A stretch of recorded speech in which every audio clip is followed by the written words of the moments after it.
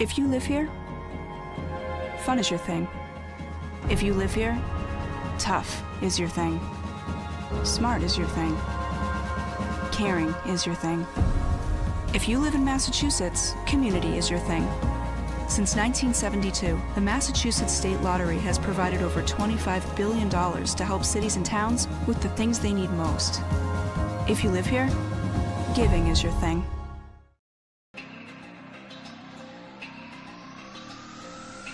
My family earns respect. My family clears bases. My family breaks records. My family wins MVPs.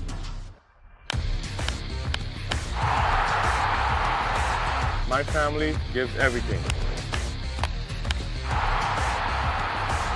My family makes history.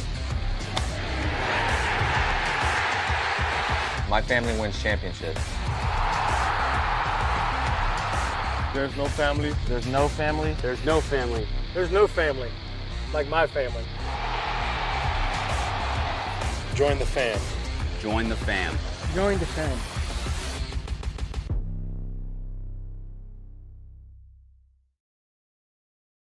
When Alaska Airlines needed a partner for the complex operations of travel, they made the switch to T-Mobile. Our 5G has Alaska Airlines and their customers covered, from major hubs to remote destinations. With 5G coverage ready now for the demands of today and the future, T-Mobile's network powers Alaska Airlines as they deliver next-level care for all customers. 5G ready now. That's how unconventional thinking is better for business. Coke Zero is now Coke Zero Sugar, with great Coke taste. Some people were excited to hear the news, some were skeptical. So we're not going to have the star of the show you're watching come out and say, "You'll love it." No special jingle written by this week's hottest pop star. No famous internet celebs who happen to be holding the label just so. Okay, maybe just one little pour shot. The only thing that will make you believe Coke Zero Sugar has great Coke taste is trying it yourself. Ice cold Coke Zero Sugar. Try one today.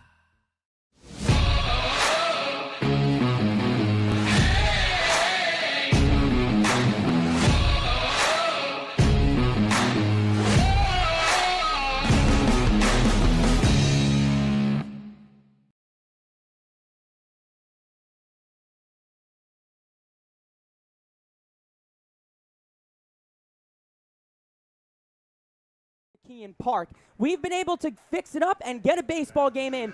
Doesn't matter if it's a little bit late, boys. A little bit of rain never hurt nobody. And with that, we welcome you into the Tim Elstrom Broadcast Center here at McKeon Park alongside Jacob Irons and Mickey Doolittle. My name is Michael Kirsting. We thank you very much for spending part of your evening with us. And guys, just said about the weather, I mean, it's just been so tough. We're getting rain, we're getting fog. How about it? How is it going to affect these players here tonight? Yeah, you have to give all the props to Jim and the entire coaching staff for getting this field ready to be in this situation so that they can be able to play tonight. These conditions have been a little bit of those situational that you have to look at in those spots where it's a little tough to play, but they did a great job getting some dry dirt, especially on home plate. We're able to do that, and you're able to make it playable, especially in the spot we mentioned in the intro video. You saw the puddle there right at the base of the mound, and then now dry dirt's covered it up, and they're ready to go. Outfield pretty dry, infield's dry as well. Yeah, and we're starting a little bit late tonight. The field was just a little bit spongy, so we decided to push it back a little bit. The grounds crew pushed it back. We didn't make that decision, but it was a good decision because that field was spongy. It was a little bit dangerous. A lot of times you see those spikes get stuck in the dirt, and it gets really dangerous, especially for players that have such bright futures. So we're getting started a little bit later, but it's still a great hand to be played tonight. Oh, better late than never, guys. And what a game that we've got in store for us as well. Last night was a big one against Wareham. Let's talk about that first. We might have seen the most complete game out of these Hyannis Harbor Hawks on both sides of the ball last night. Yeah, they looked really strong last night. And when you talk about a team that the orange jerseys, it is keeping them hot. They were able to wear it across the bridge and into Wareham last night, and they showed putting up 9 runs is really huge for them. And then also, you have to talk about Zach Volker. I think that is the biggest highlight of last night, is that your starter was able to give you a chance and you were able to attack early. That is the biggest thing. If you attack early and your starter is able to go the distance and minimize the runs, Hyannis has been proven to get a win that way. Yeah, and you talk about getting started hot early. Hyannis' offense also got started hot early last night, totaling 9 runs on the night. They did a great job, and it feels like they've found a little bit of a City Connect uniform magic, if you will. They got their alternates, their new uniforms, they're fresh, and they're feeling good right now. Yeah, red hot, orange hot, whatever you guys want to call it. The Hawks are kind of feeling themselves, but it's coming in to a really big spot here. They've overtaken Wareham into third, now 4 points behind Bourne. Making it a one-game or one-game kind of standings here is going to be imperative, and that's what they have a chance to do here tonight against the Bourne Braves. It is huge tonight. When you talk about trying to move up the standings and try and climb that ladder, your biggest shot is going on those head-to-heads. If you can go on those head-to-heads and be able to be victorious, that is huge for your team, and that is huge for your standings. Like we talk about, you want to be in that upper top tier, because then in the playoffs, as we are halfway over, like we are now a little over halfway to go. So this part, you have to start concerning yourselves with playoffs, and being able to jump to that second spot in your division is huge for rankings throughout the playoffs. Yeah, and the star power in this game is ridiculous. You talk about Cam Smith on the Hyannis side, who's been hitting the ball nearly better than everybody in the Cape right now, and maybe the one guy that's hitting it better than him is Derek Bender for Bourne. And these are guys that are going to go at it all season long. Bender, of course, had that cycle against Hyannis last time out, but certainly a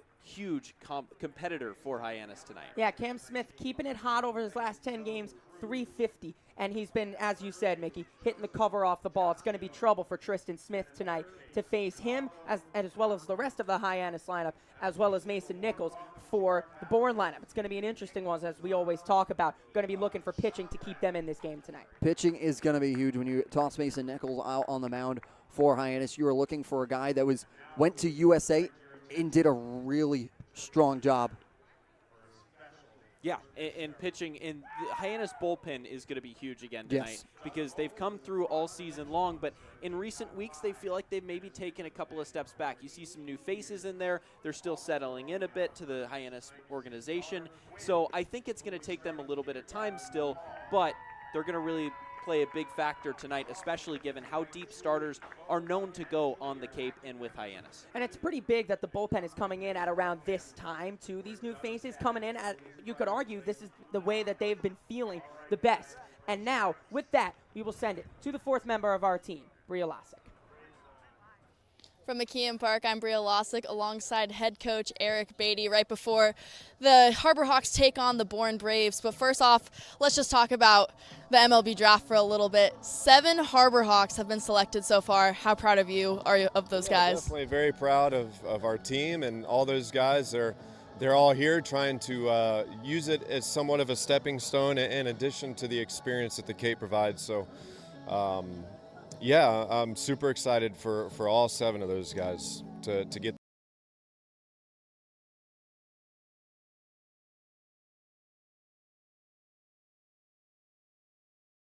the opportunity to go make it to the big leagues. Nolan Shonwell, the highest of those, going in at number 11. What can you say about him as a player? He's a professional hitter. He's an elite makeup guy, beautiful human being. So. He's going to give it everything he has, and I think he's going to be a big leaguer one day. Have you talked to any of the guys yet? I have, yeah. I've talked to Nolan, talked to Mitch Jebb, talked to Jackson Baumeister, talked to Ben Williamson. I've talked to several of them and congratulated them, and real happy for them. Not only have you coached a lot of Harbor Hawks that got their name called the last 2 days, but also out of Strawberry Crest High School, Arjun Namala coming in at number 20 for the Blue Jays. What can you say about him as a player as well? Yeah, I've known Arjun since he was 11, and seeing that work out for his family is special. And then going into this game, delayed until 6:30, but the plan is to play. You guys have gone against Bourne 3 times now, but haven't come away with a win. What makes Bourne so tough? Well, they're a good team. They pitch it. They got some great hitters in their lineup, but they're beatable. So tonight we're going to give them everything we have and hopefully get the big hit or the big pitch that we've needed to beat them in the past. Mason Nichols takes the bump as well. What have you seen out of him so far? He's a great competitor. He makes some good pitches when he needs to. He's kind of trying to become a starter from a couple years in relief with Ole Miss. So, but he's a great competitor. I like it when the ball's in his hands. All right, thank you so much, Coach. And now on to our pregame show. Retirement strategies come in all shapes and sizes. One strategy does not fit all when it comes to reaching your retirement goals. And considering all your options may be, well, more than you want to think about. So whether you're looking to retire or already living in retirement, you need a strategy tailor-made for you. Fairway Financial can create a personal retirement strategy just for you, designed to take care of you and your loved ones. Call us today at 508-398-3337. Your future begins at Dean College. Make a difference. Leave your mark. Break the mold. Be a leader. Achieve unimagined heights. Believe in yourself. Make lifelong friends. This is your time. Your place. Your home. Your Dean. It all starts here at Dean College.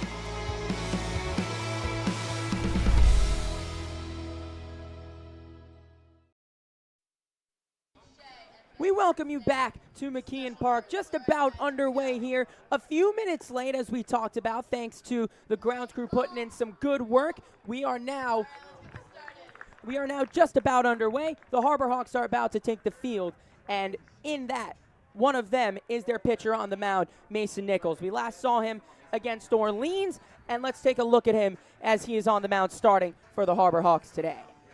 Mason Nichols here for Hyannis from Jackson, Mississippi, and the University of Mississippi.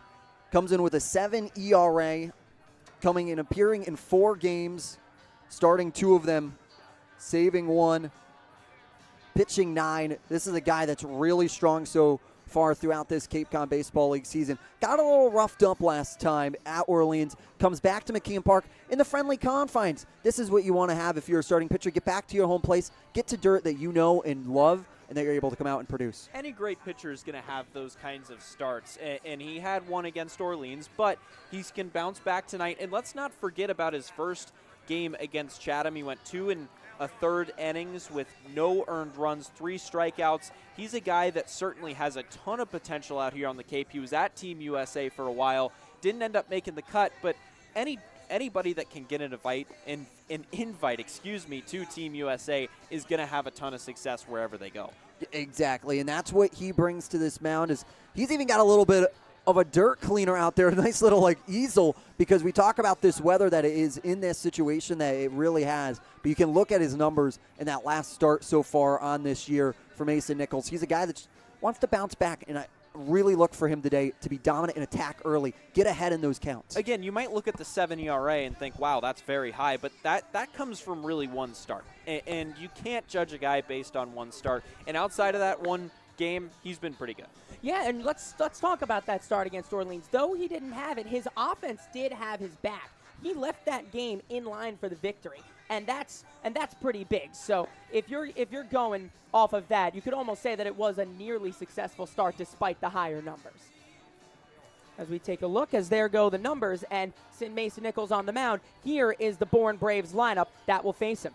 Yeah, it's going to be a lot of dangerous hitters up and down this lineup for Bourne. It's going to be led off by Bryce Eblin, the Alabama product, playing second base and leading off. Jonathan Vastine, the shortstop from Vanderbilt, hitting second. And then it's the ultra-dangerous hitter who leads the league in average, Derek Bender, the right fielder, out of Coastal Carolina. In the 3 spot, Caden Bodine, the designated hitter, also from Coastal Carolina, DHing tonight. Garrett Michelle playing first base and hitting 5th from Virginia. Sam Peterson, the center fielder from Iowa, hits 6th. Pete Shufreda, the left fielder from Rutgers, hits 7th. Cam Foster from Liberty, the third baseman, hits 8th. And then another Rutgers product, Hugh Pinckney, the catcher tonight, rounds out this great, potent Bourne lineup. Yeah, we've seen quite a bit of Bourne so far. The 4th game time these two teams have played, and it was last time out at Dorn Park that Hyannis was walked off, a walk-off walk as Nichols just about ready. A 4-3 victory to Bourne last time out.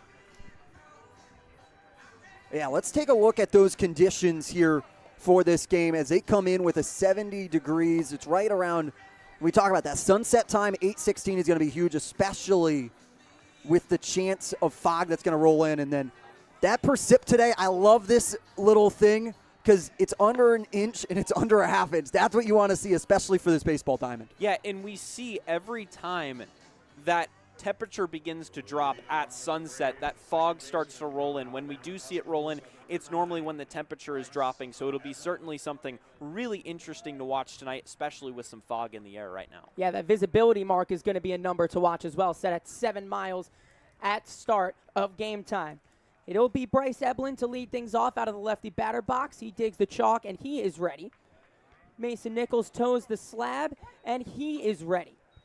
Time for some orange hot action here from McKeon Park. It's the Braves, it's the Hawks, and it is live from McKeon Park as the first pitch is taken inside by Eblin. We are underway. First pitch time 6:33 here in Hyannis, Massachusetts on Cape Cod. I feel like there's never been a game that you had questioned more whether that we were going to get here than this one.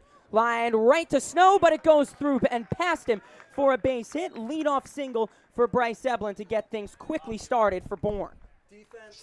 Yeah, a hard hit ball out to the right side. Yeah, and really hard hit ball. But let's take a look at how these Harbor Hawks line up tonight, as it will go Mitchell, Taylor, Earhart left to right in the outfield, Smith, Hainline, Snow, and York in the infield, and then the battery partner of Mason Nichols to start the day is Parker. Nichols' first pitch to Jonathan Vastine after a long hold is up and away. 1-0 the count. Eblin leads off with a single steps and sends in Jonathan Vastine. Yeah, this is a Hyannis defense that for a long time this year ranked towards the bottom of the league in fielding percentage and errors, but they've really started to figure it out as of late. Here's the 1-0 to Vastine. A bluff at first from Eblin. He stays put. 2-0 the count on Vastine. And that bluff right there is going to be so potent, and that's, you're going to have to watch it. 68 stolen bases right now, pacing the league, the Bourne Braves are. So they are aggressive on the base paths. So watch for those steals and watch for the Hyannis Harbor Hawks to try and be aggressive on the throws. 2-0 tipped back into the screen. And there's a correlation between these top two teams in the West between each other. It's that teams that have a lot of success in the West right now can steal bases and they can hit for power. Bourne and Katuitt both at the top of the league in those two categories. Yeah, the guy on deck, Derek Bender, has been a hot bat, but so has Vastine. He's hitting .327 on the season. Long sets again from Nichols as the 2-1 is a fly ball shallow left. In comes Mitchell to put it away. So Vastine flies out to left, first out of the day for Nichols. Yeah, good job attacking him. This is a guy in Derek Bender that you do not want to face with multiple men on base and even with a runner in scoring position. Bender, a guy that you can kind of put into the Hunter Hines category, that level of player where you're hanging on every single pitch, every single at-bat, because you know he can do damage with any swing.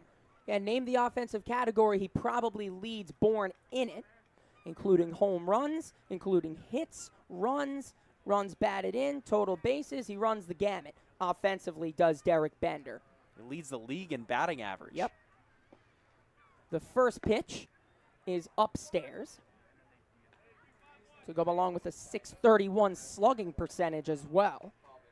Bender at .385 on the summer so far coming into today. As Mickey mentioned, that does lead the league. Here's the 1-0.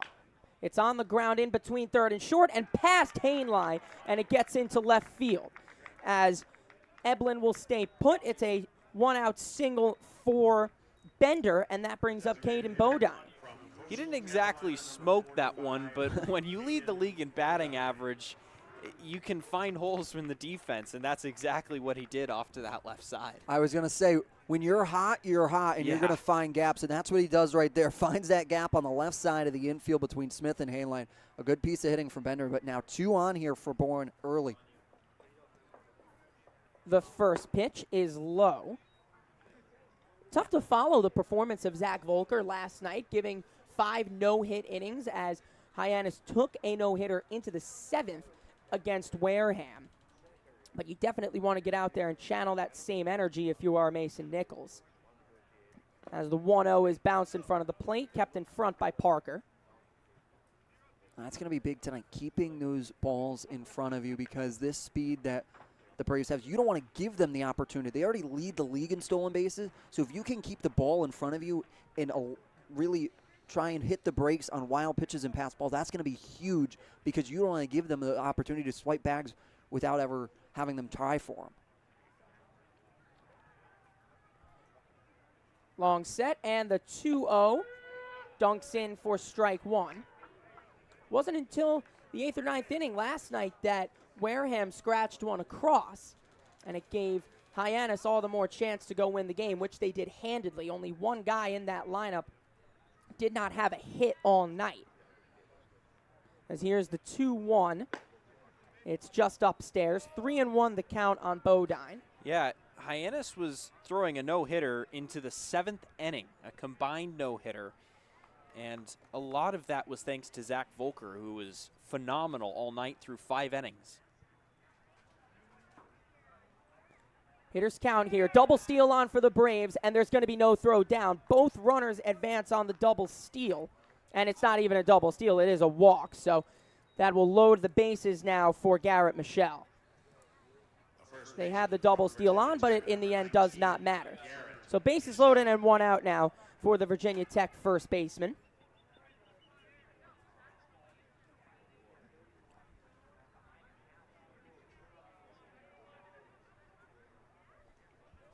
So sticky situation for Nichols to work out of here in the top of the first. Deals the first pitch in there to Michelle. And that's huge. Hammering the zone. Focus on the batter here. You're going to have the corners play in a little bit, but you still have the opportunity to turn a double play here. So look for the ground ball, especially with the great defensive prowess of Hainline and Snow at short and second base, respectively. Corners are in as the 0-1 is picked up by Parker out of the dirt. Yeah, good pick there from Parker. Probably saved a run from coming in. But Michelle, a guy that has been coming through all year for Bourne. He has 12 RBIs so far. A .246 hitter with 2 home runs. It'll be a 1-1 to Michelle. Nichols deals low again. So he's been missing low so far, keeping Parker active. As Michelle, a .244 hitter on the season with runners on base, also hits .300 with runners in scoring position, of which he has 2 right now. There's the 2-1 chopped foul. Count runs even to 2-2. It would be a big out if Nichols could get it. Big out indeed, Michael. That we talk about it being aggressive, being in front in count, so you're able to set up pitches, and already being tested here by the hottest team on Cape Cod in the Bourne Braves. Despite the .304 average with runners in scoring position, in 3 at-bats, he does not have a hit, but does have 2 RBIs on the season. As here's the 2-2 from Nichols. It's lined into right field. On comes Earhart, makes the play. He'll throw home, and the throw comes all the way through. Parker keeps it in front and does not allow any other of the runners to advance. But Eblin scores. It's a sac fly for Michelle, and the Braves are up and running in the top of the first. That is a huge throw from Zach Earhart to get it in on money. And I really appreciate Aaron Parker coming off of first base to go grab that. I know the throw is off line and trying to not stay by the bag, understanding that you can allow that run. But now in that situation, you keep Bender at second because the throw doesn't get away from Parker because he was watching that entire field of play. So runners now on first and second. Go ahead, Mick. Sorry.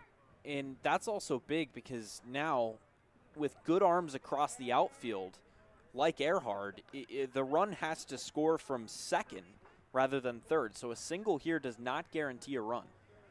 All great arms in the field in Earhart, Taylor, and Mitchell from right to center to left, respectively. First pitch to Peterson is in the air to right again. Back goes Earhart, still back, and a few steps in front of the wall makes the play. Further damage averted for Nichols, but not before the Braves get themselves started in the top of the first. Bourne 1 and the Hyannis Harborhawks coming it back.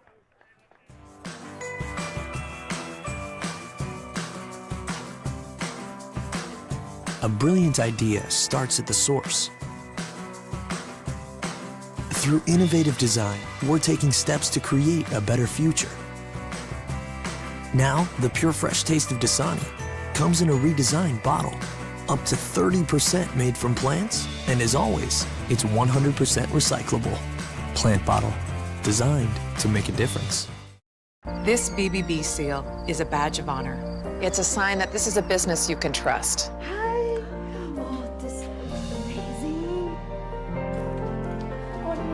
Each year, millions of people see the BBB seal on a door or a window or a website and breathe a little easier. See the seal and know you've made the right choice. Find a business you can trust. Ask BBB.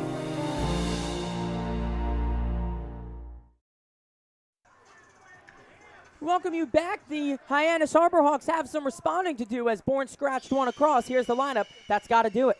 Hyannis Harborhawks will lead things off with Nick Mitchell, who is second in the Cape Cod Baseball League in triples so far this year. Had a big one last night. And then Zach Earhart in the 2-hole, the right fielder, who's already had his fair share of putouts over in right field. Then Cam Smith, one of the hottest batters right now on Cape Cod, batting a .307.6 in the Cape Cod Baseball League, finds himself in the 3-hole.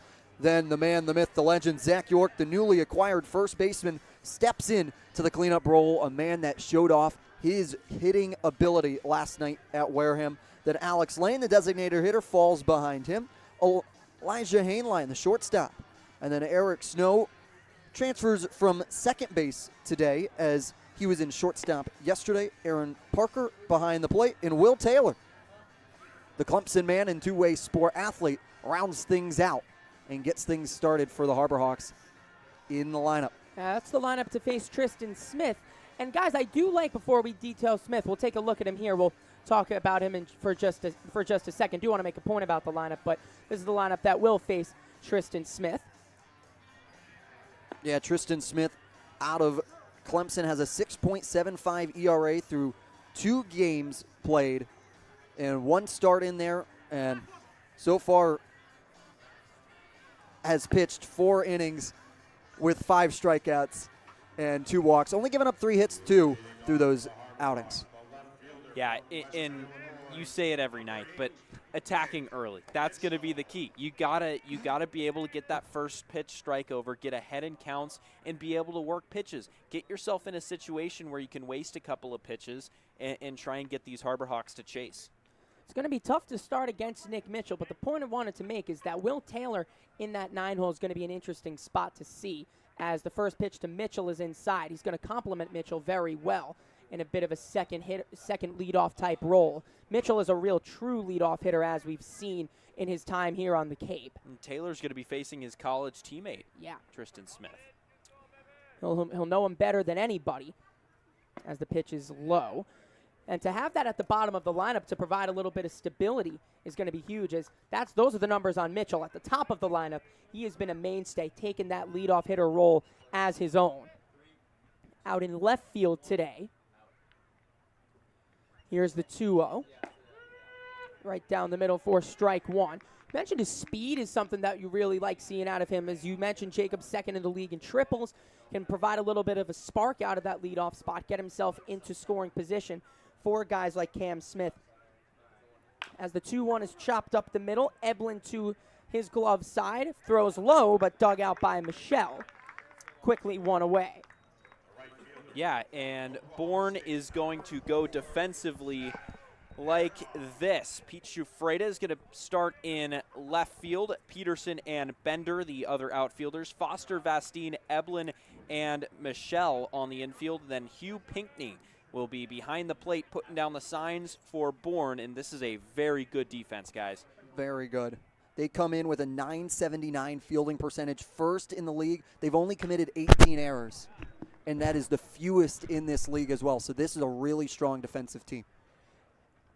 And there's a look at the fog that could be rolling in just a few minutes, as we always mention that light tower as our cell tower as our reference point. Could be shrinking visibility from our graphic earlier, but we were able to see it kind of, and now there's a little bit less visibility out in left center. Where Chatham is kind of the firehouse out in right field, that's, if you can see that, you are good to play baseball. It's not the light that that cell tower out there isn't quite, are we good to play baseball? It's more of, are we concerned about the fog right now? Because if that's covered up, you're really starting to see the fog roll in. It's not going to mean that you can't play because you can see the outfield. The outfielders are able to track the ball. But the other night when the game got canceled, or not canceled, but called early in that game against Brewster, we saw that cell tower get covered up around the 4th or the 5th inning, and then the game ended up being called in the 7th. Swing and a miss. 1-2 the count on Earhart. Yeah, it's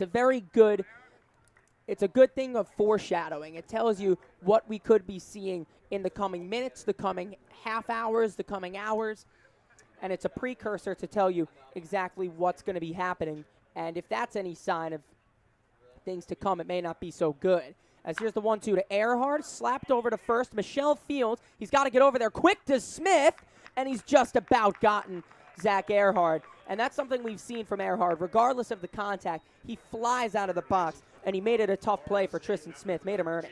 He makes every out. He makes sure they earn it. And what a job by him. Putting his head down, gets down the line in time, but just an athletic play from Smith to get over to first base in time for Bourne. Yeah, it just became a foot race over to first base, and pitchers, have to have a little bit of that sneaky speed despite having a shorter run over to the first base bag than the 90 feet that the hitters do. But he did a great job to get over there, Smith, and put that one away.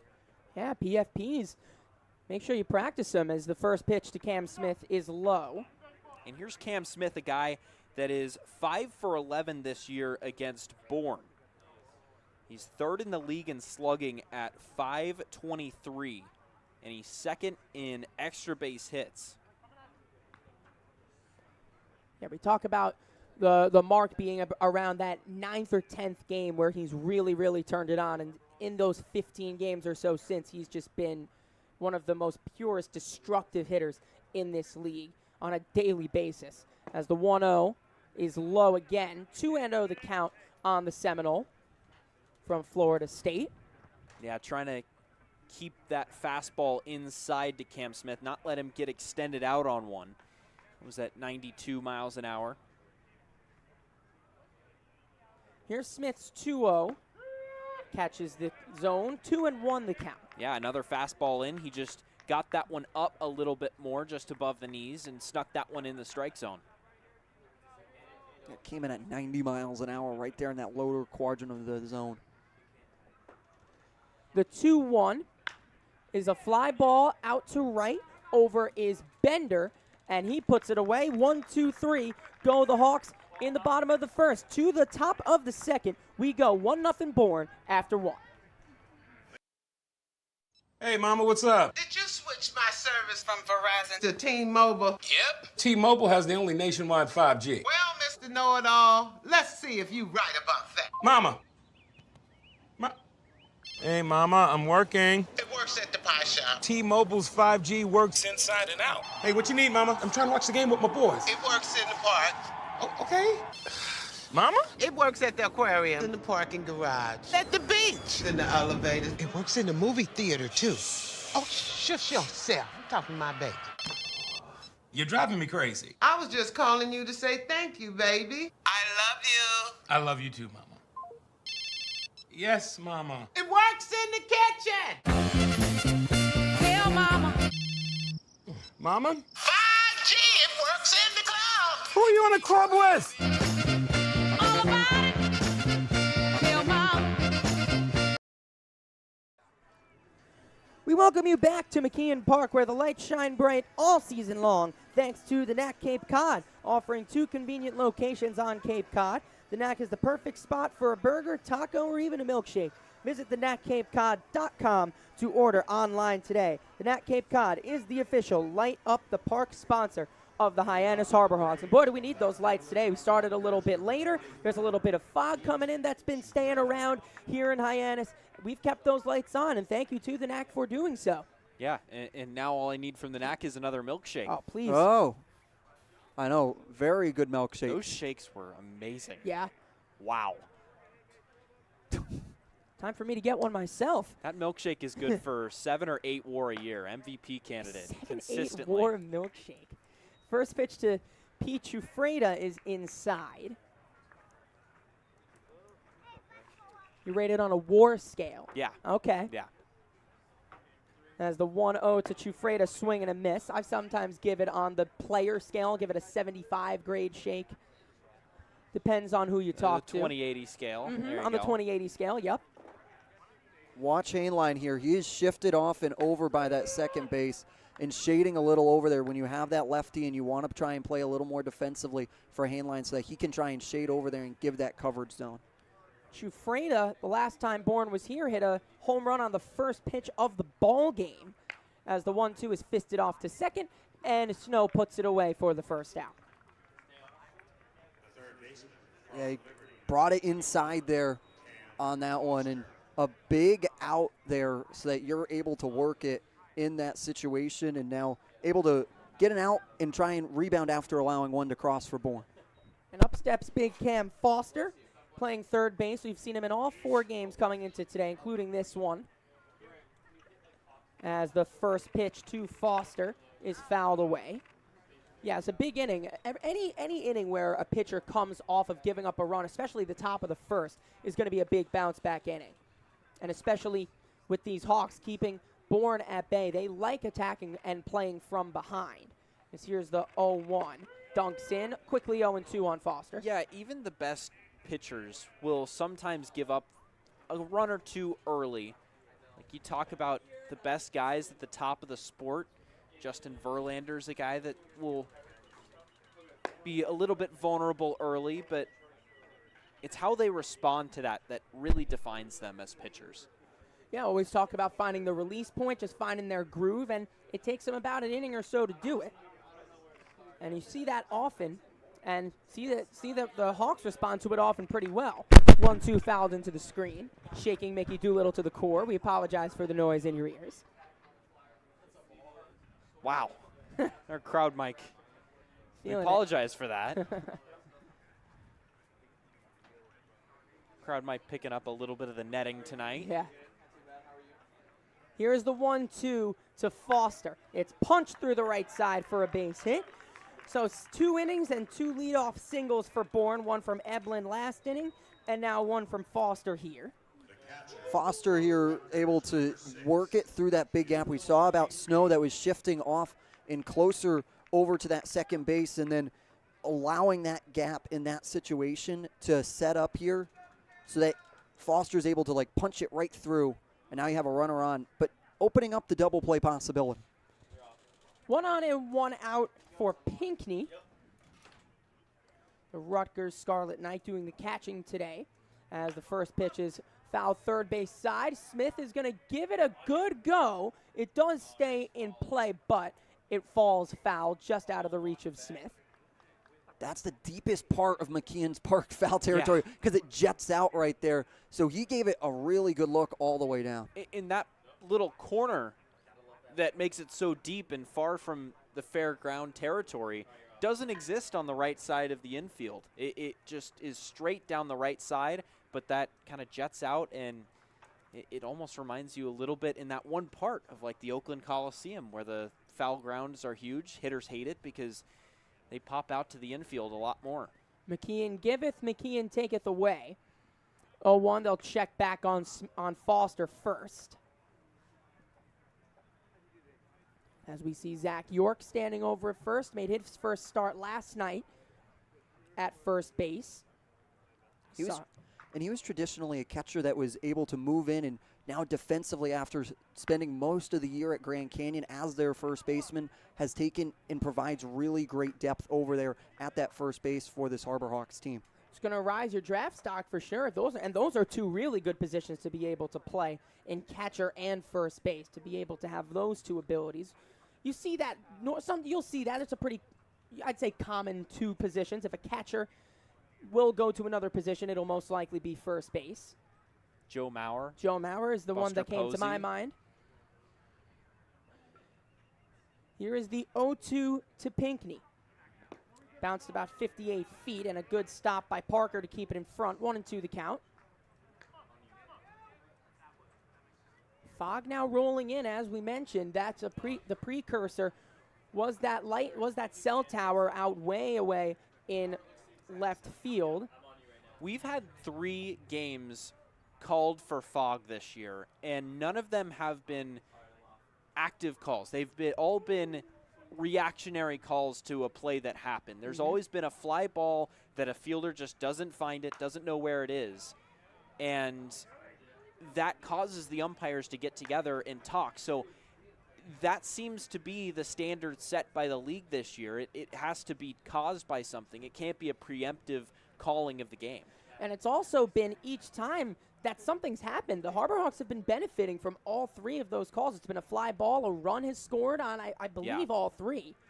And they've been the beneficiaries of it. The Smith double down the line at Chatham. That wasn't really affected by the fog, I don't think. Gets behind Parker this time, and Foster will move on to second.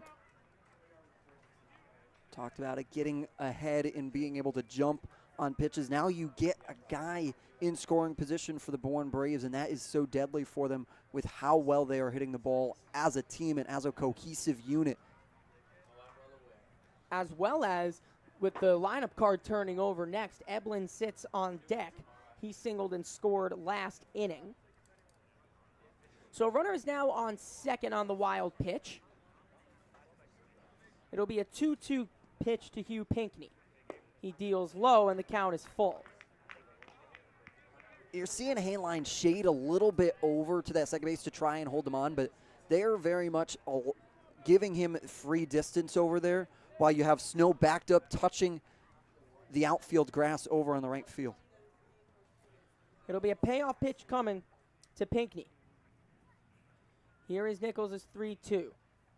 Long set, and time is called by the third base umpire, and it was a clock violation, and that will automatically walk Pinckney. That's the first time we've seen a real punishment of a pitch clock violation in a full count. Nichols has been holding his set maybe to try and throw some hitters off, but he held it a little too long this time, and in a full count, it's an automatic ball, and it puts Pinckney on first for the top of the order. Yeah, we forget, the Cape League just instituted the pitch clock this year, but these guys have been playing with the pitch clock for years now. A lot of them have come up on it through high school and into college ranks.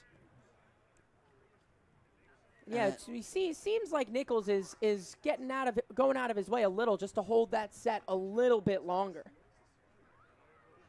Yeah, and it's in that situation, you have a pitch clock that it's an addition of a ball. It's on the ground to second. This could be two. They'll tag one onto first. It's a double play, and they're going to go to second in case they miss the tag, and it's hit Pinckney on the way over. I don't think they're saying that Snow applied the tag on Hugh Pinckney.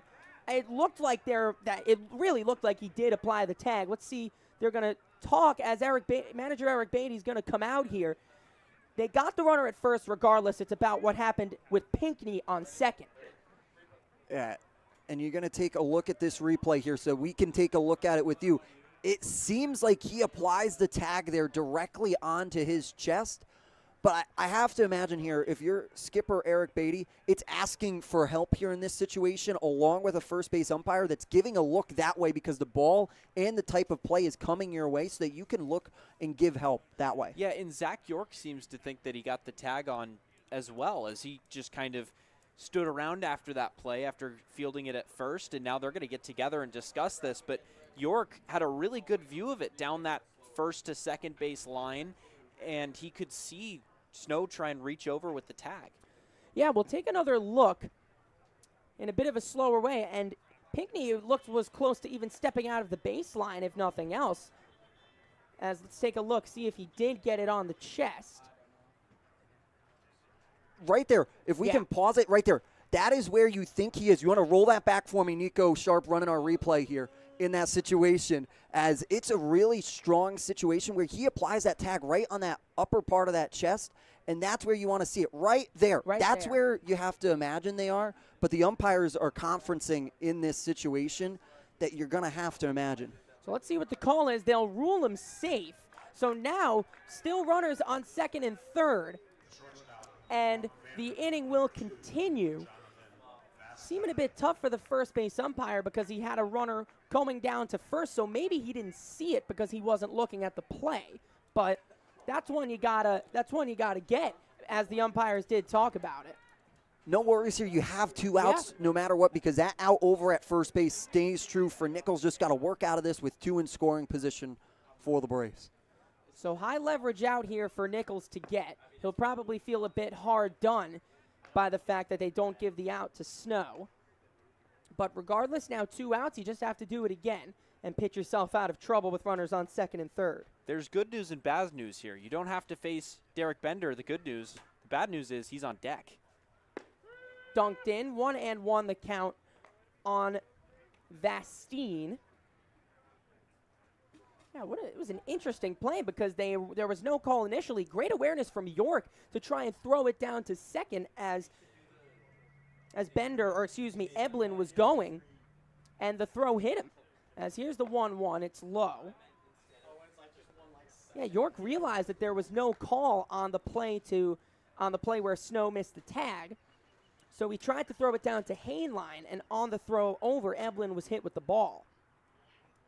Yeah, great heads-up defensive play there for York to be ahead and understand that he didn't see the physical hand gesture of the umpires, so that he's able to check down. 2-1 is on the ground to first. York will field, and after all that, it won't matter anyway as Bourne strands runners on second and third. So after a weird play, Mason Nichols does get out of it and keeps the lead at 1-0 after 1.5. We all have obstacles, challenges at different points in life.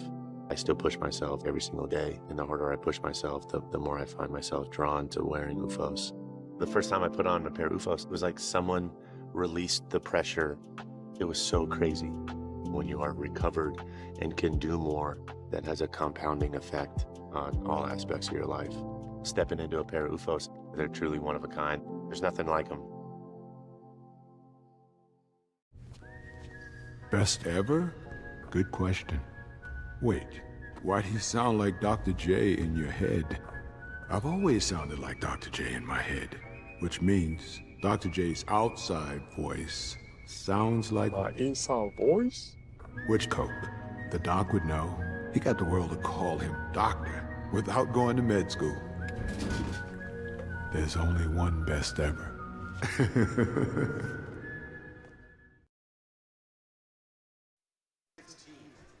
After a weird top of the second inning, we're back at McKeon Park for the bottom of the second as Bourne strands runners on second and third. It will be 4-5-6, York, Lane, and Hainline up for Hyannis this inning. Not this evening, just it's part of this evening, but here only in the bottom of the second. We saw Zach York put it away for the last out.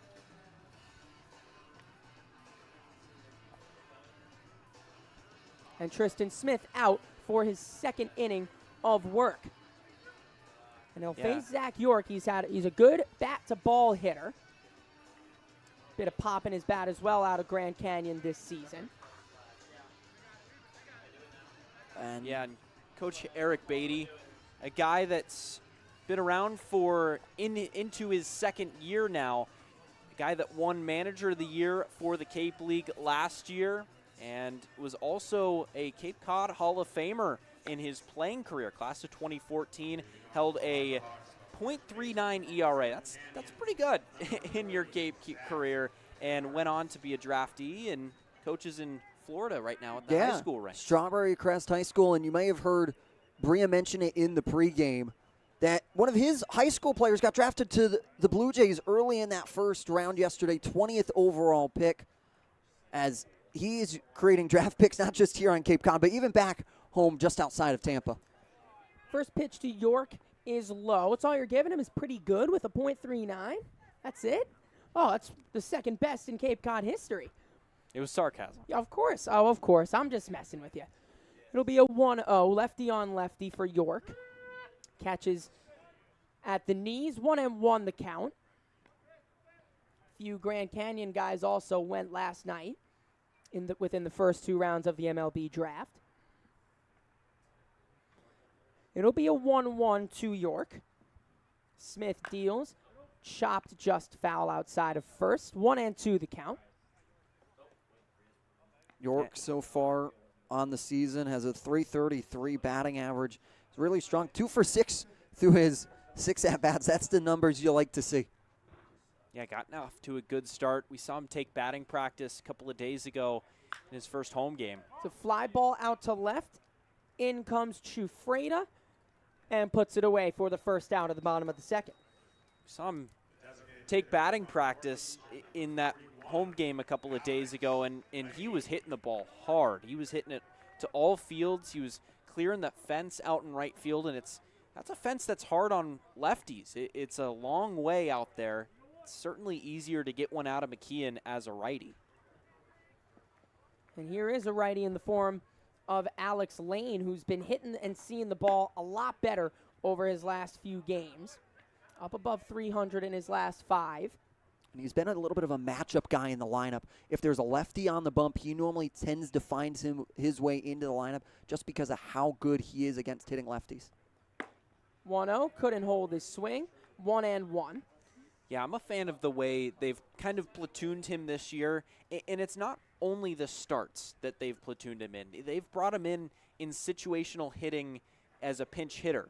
Late into games, if a lefty comes out of the bullpen, he'll step in and face that lefty. He's averaged up to 250 on the year and 48 at-bats. There you see his numbers. He's got 2 RBIs so far on the year out of Northeastern, including hitting 263 against lefty pitching. As the 1-2, he got him looking.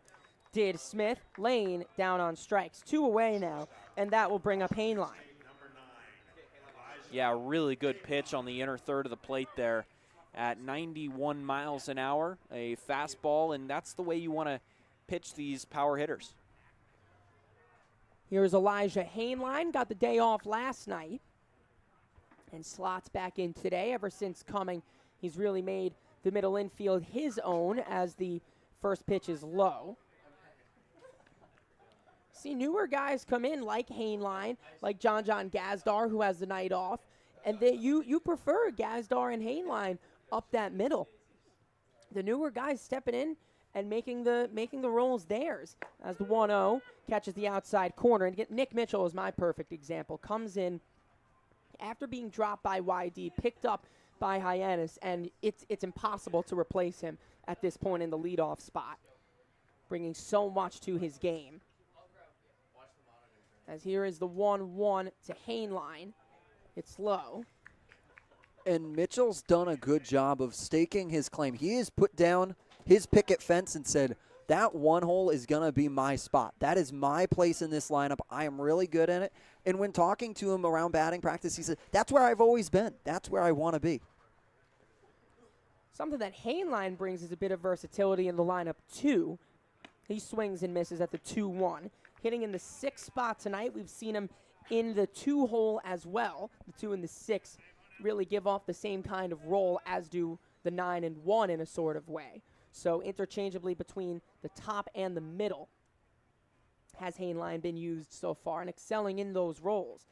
As the 2-2 tipped and held on by Pinckney, and that will end the bottom of the second. We're through 2 from McKeon Park. 1-0 Bourne. You are watching the Hyannis Harborhawks Baseball Network. Diet Coke? Were you my mom? You should be so lucky, because you know what moms do? Well, I suppose we should start with the whole giving you life thing. It seems like that should be enough. No? Okay. What about her ability to send shockwaves through the neighborhood without saying a word? Or whip up a ridiculous handmade costume that you forgot to tell her about. Not to make you happy, but because she had a reputation to uphold. She invented rideshare, called it carpool, and did it for free. She didn't need those dating apps either. You copied her jeans, her spin, her shoes, her scrunchie, and whether you realize it or not, her music. Why not? Oh, and she can win any argument in 4 words. Because I said so. Everything you're trying to do, she's already done it, did it better, and she did it with a Diet Coke in her hand. So, drink what your mama gave you.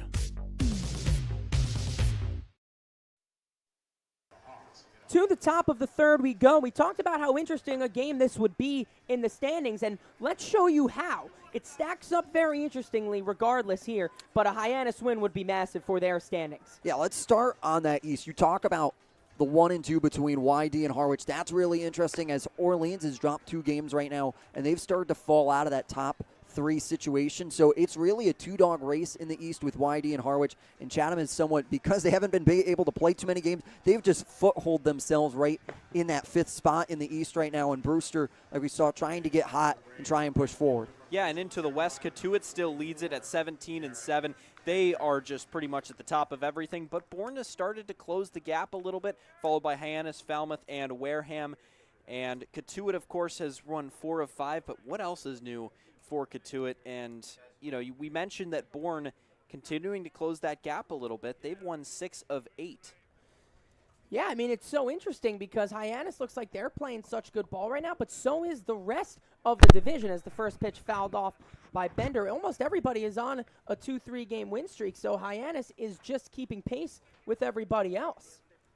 Yeah, and that's what you want to have happen in that situation, that you're able to stay in pace. That's what you want to be, pacing everybody around you. Catches the outside corner, and now it just means playing the best ball for Hyannis is that much more important, knocking Bourne off their rhythm, and then trying to escape Falmouth, who is finally caught up, and they are now out of the bottom, putting Wareham dead last. Yeah, in Hyannis is a big game, not only because Bourne is right there with them and starting to pull away from Hyannis a little bit and into that upper tier. They want to stay within range of Bourne and maybe keep pace with Cotuit, but Hyannis has yet to win 3 games in a row this year. Grounded to Hainline, double pumps, but has plenty of time to retire Bender for the first out. That's a huge out. We talked about it with Bender being such a strong hitter that you're able to start things off, get him retired, and send him back to the dugout, able to get an out. Great, beautiful play by Hainline. Double pumps here just to make sure that he has a firm grasp on the ball so that he doesn't make an errant throw that costs them. Yeah, especially with a slick playing surface right now, a lot of moisture still on the ground.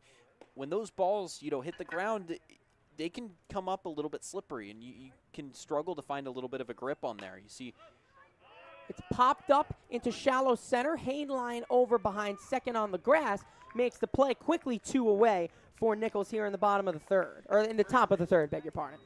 You see pitchers touch that rosin bag a little bit more to get any bit of grip that they can get in these kind of conditions.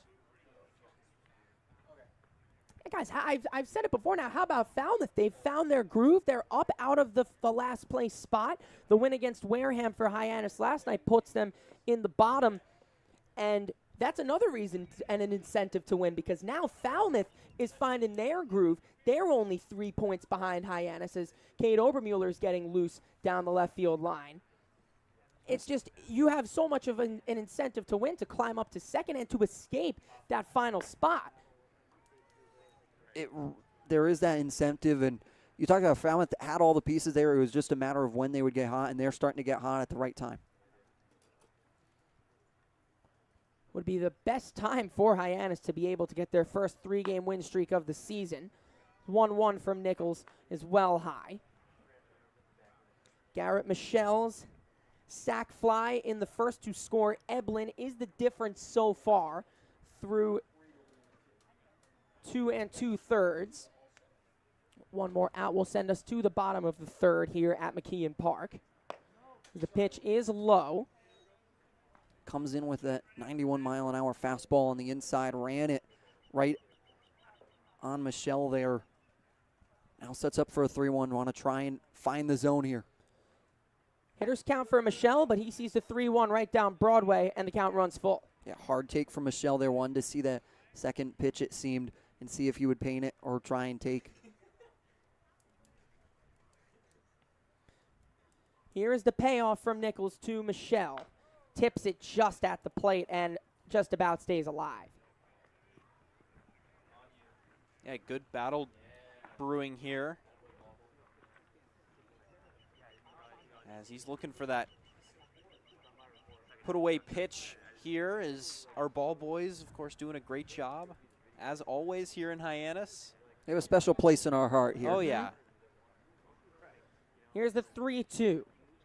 He got him swinging. Big strikeout for Mason Nichols. After 2.5, it is 1-0 to Bourne. Let's send it down to the fourth member of our team, Bria Lasek. 10 Harbor Hawks have been drafted so far in the 2023 MLB draft, and one of those being Nolan Shonwell out of FAU. He played here last summer with the Harbor Hawks, and his grandma was up here for a very long time, got to know her very well, and she said, you know what, I love how Nolan's always doing interviews, he's always on the TV, and I can always see him, but I just have one gripe with all of you here at the Harbor Hawks organization. We said, what, Nana? What could it possibly be? And she said, every single media outlet, both you guys and every national media outlet, has always said that our last name is pronounced Shanwell. It is actually Shonwell. So here we go. This one is for you, Nana Shonwell, with the 11th pick of the 2023 MLB draft. The Angels select Nolan Shonwell. Back to you guys.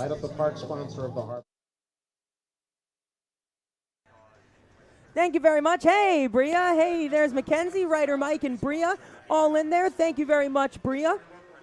As we go to the bottom of the third, Hyannis still looking for their first hit on the day. And you talk about yesterday about how big this was for the Hyannis organization. You got a couple guys up there. You talk about Shonwell right there in that situation, being in that first round early in that one. I was able to see Skip Eric Beatty's reaction. He was asking Jason, one of our writers, monitor the game over at third base. He was positioned underneath Wareham, and his face lit up when he heard Shonwell was off the board and already taken by the Angels that early in the game. So congrats to him, and just shows you, we talk about it day in and day out, how competitive this league is and how that when you come to the Cape Cod Baseball League, you're taking that next step towards your future.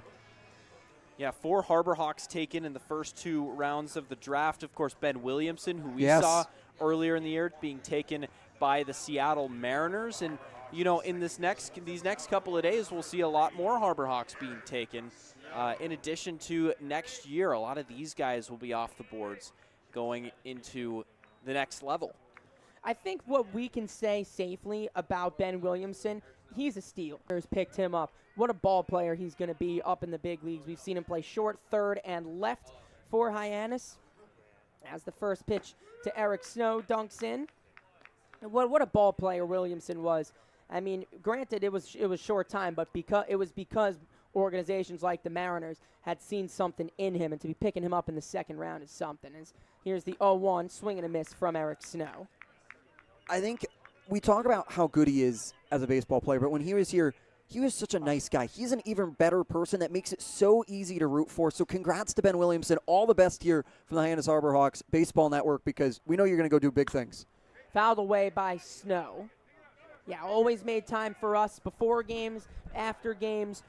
Such a down-to-earth, wonderful guy, and that's something that the Harbor Hawks look for in all of their players. And boy, in every sense of the word, they found a gem in Ben Williamson. And we also have another guy off the board that was a friend of this broadcast that appeared, Jay Driver, in the 9th round today. Yeah, so big congrats to Jay Driver. Going to the Cardinals, am I correct about that? Oh, the Guardians, right. Going to the Cleveland Guardians in the 9th round. As Snow goes down swinging for the first out, that brings up Parker. I hadn't seen that. Mm-hmm. Good for Jay Driver. This 2-year Harbor Hawk came back this year, pitched a couple of games for Hyannis before leaving for the draft. First pitch upstairs, and another class act of a man, as if you've been watching our broadcast, made 2 appearances with us, one just before he left. Yeah, in just all over the league. You see guys so talented this league. We talk about it, but it really manifests itself in the draft. It's a fly ball down the right field line. Over is Bender, standing on the foul line, or maybe just a few steps to the right, puts it away, and there are 2 away. It's very quantifiable how good this league is in that draft. We talk about around a quarter of MLB players having played in the Cape. And guys that we see every day. I feel so lucky that we get to broadcast all these games. You talk about friends of the Hyannis Harbor Hawks like Enrique Bradfield Jr. and all the guys that have come through the Cape League in the last couple of years that just have been able to play against the Harbor Hawks and for the Harbor Hawks. First pitch inside to Taylor. Yeah, one of those guys who's played, we talked about, Bria talked about, Nolan Shonwell, going nice and early with the Angels, using their first-round pick on the first baseman from Florida Atlantic. Hit above 400, second in the NCAA in D1 this year for the Owls. Also had Mitch Jebb from last year's team getting picked up as well in that opening day yesterday. But, hey, there's still another round of MLB draft that's going to come tomorrow as well. So really exciting. 1-1 in there for strike two. Jacob, any Notre Dame guys that you know of picked up? Not that I was able to see. We're a pretty young team, so nothing too crazy. Last year was our big one, our big draft. You know of any Mizzou guys off the top of your head, Nick? Not really. Not really. My Maryland Terrapins, Matt Shaw, went 13th to the Cubs as Taylor chops it foul. 1-2 still the count. And just a few hours ago, saw Luke Schliger off the board and Jason Savacool as well, our Friday man this year for Maryland. So a battery duo going within 5 picks of each other. I believe Schliger went to your Giants. You guys got a real gem in him. As here's the 1-2 to Taylor. It catches the inside corner. As Taylor down looking, 9 up and 9 down for Tristan Smith. Let's go to the fourth. 1-0 Bourne. That chip on the shoulder, that started at a very, very young age. People's expectations are, they're cool, they're fun, but mine are bigger.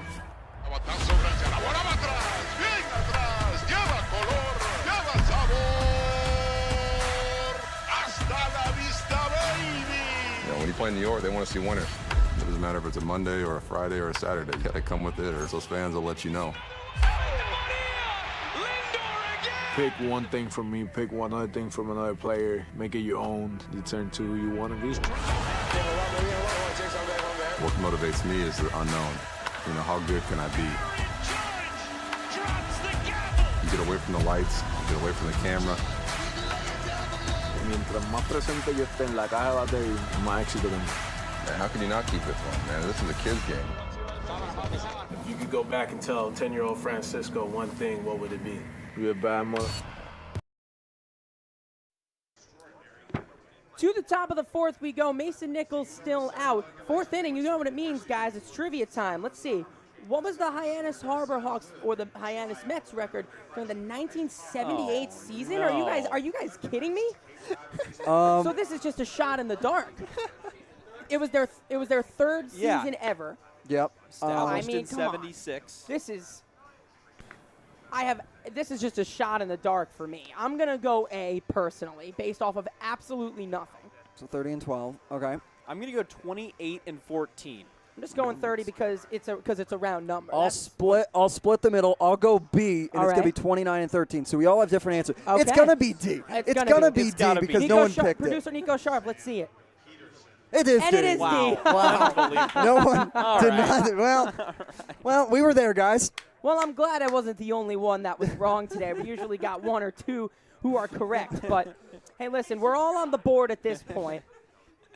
Well, that one just is a push. That's a push. That is, but technically still breaks Mickey Doolittle's perfect streak. But I don't know how much I can slate you there because that is a howler of a question. Let's go with this. The unbeaten streak continues. All right, because meaning we all lost too. Is that Yeah, okay? exactly. It's Listen, like I'm going to give that to you. I'm going to give it to you. So he is not broken yet. He's no longer perfect, but he hasn't lost technically. Yeah. All right. It's like if the Harbor Hawks won 5 games in a row and then tied 2 in a row. All right. They haven't Technically haven't been lost. beaten in 7 games. Yep. Fair enough. I'll give it to you. So it'll be a 2-0 to Sam Peterson. Great work from our trivia/production team, stumping all 3 of us today. And how about the Harbor Hawks? In their 3rd season of existence, 31 games. That's pretty good. How about it? Pretty good. I think that's really solid. You look at that record. That's a very solid record. A 4-pitch walk to Sam Peterson starts the top of the 4th. And that brings up Chufreda.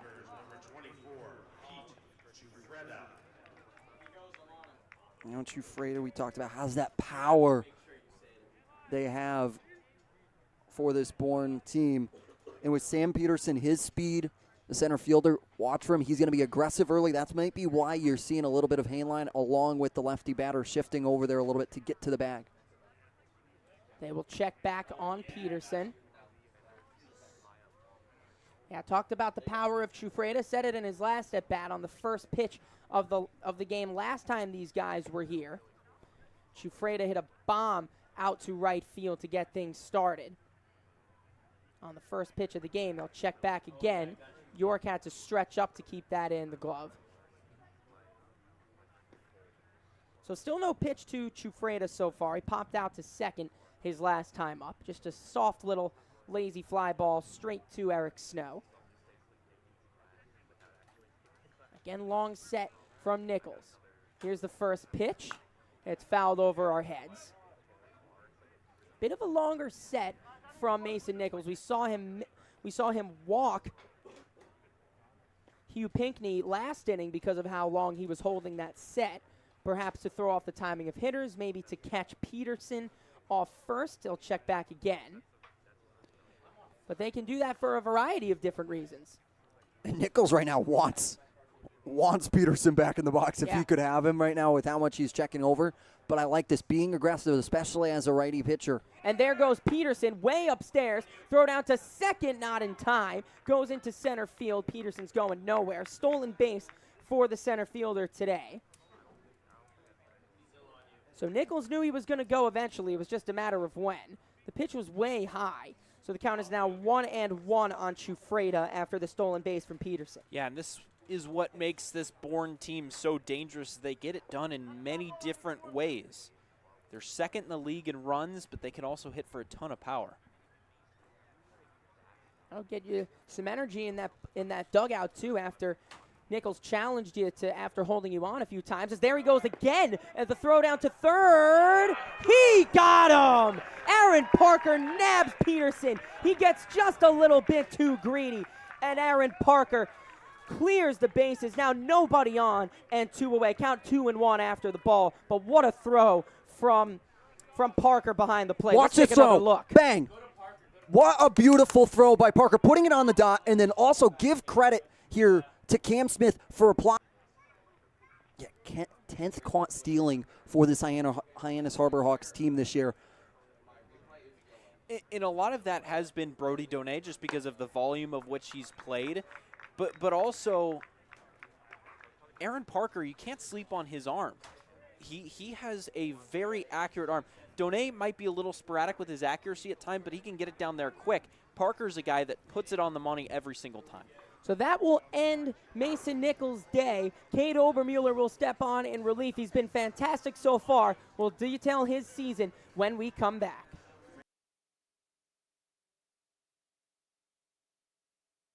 That chip on the shoulder, that started at a very, very young age. People's expectations are, they're cool, they're fun, but mine are bigger.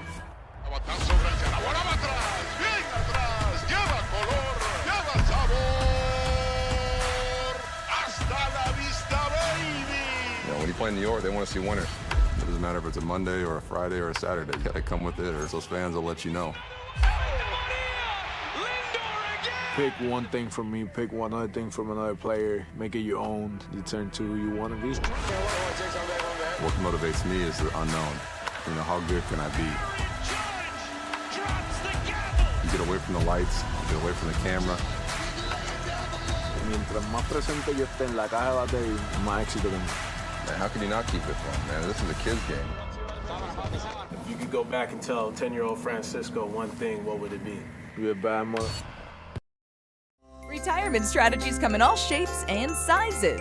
One strategy does not fit all when it comes to reaching your retirement goals. And considering all your options may be, well, more than you want to think about. So whether you're looking to retire or already living in retirement, you need a strategy tailor-made for you. Fairway Financial can create a personal retirement strategy just for you, designed to take care of you and your loved ones. Call us today at 508-398-3337. Welcome you back. Mason Nichols' day is done. Cade Obermueller, as you see by his stats right here, has been fantastic for Hyannis this season so far. Has really been a great pitcher. 9 1/3 innings pitched, 15 strikeouts, only given up 5 hits on 4 walks. This is a guy that has come in these relief outings and has done a really good job of limiting the base runners behind him and being ahead. Look at that whip. That's what I mean. an under one whip, that means he's not allowing base runners to be on all that much because it's walks, hits in per inning so that you are able to be in that spot without traffic behind you. Yeah, in his last 6 1/3, he's only given up 1 hit.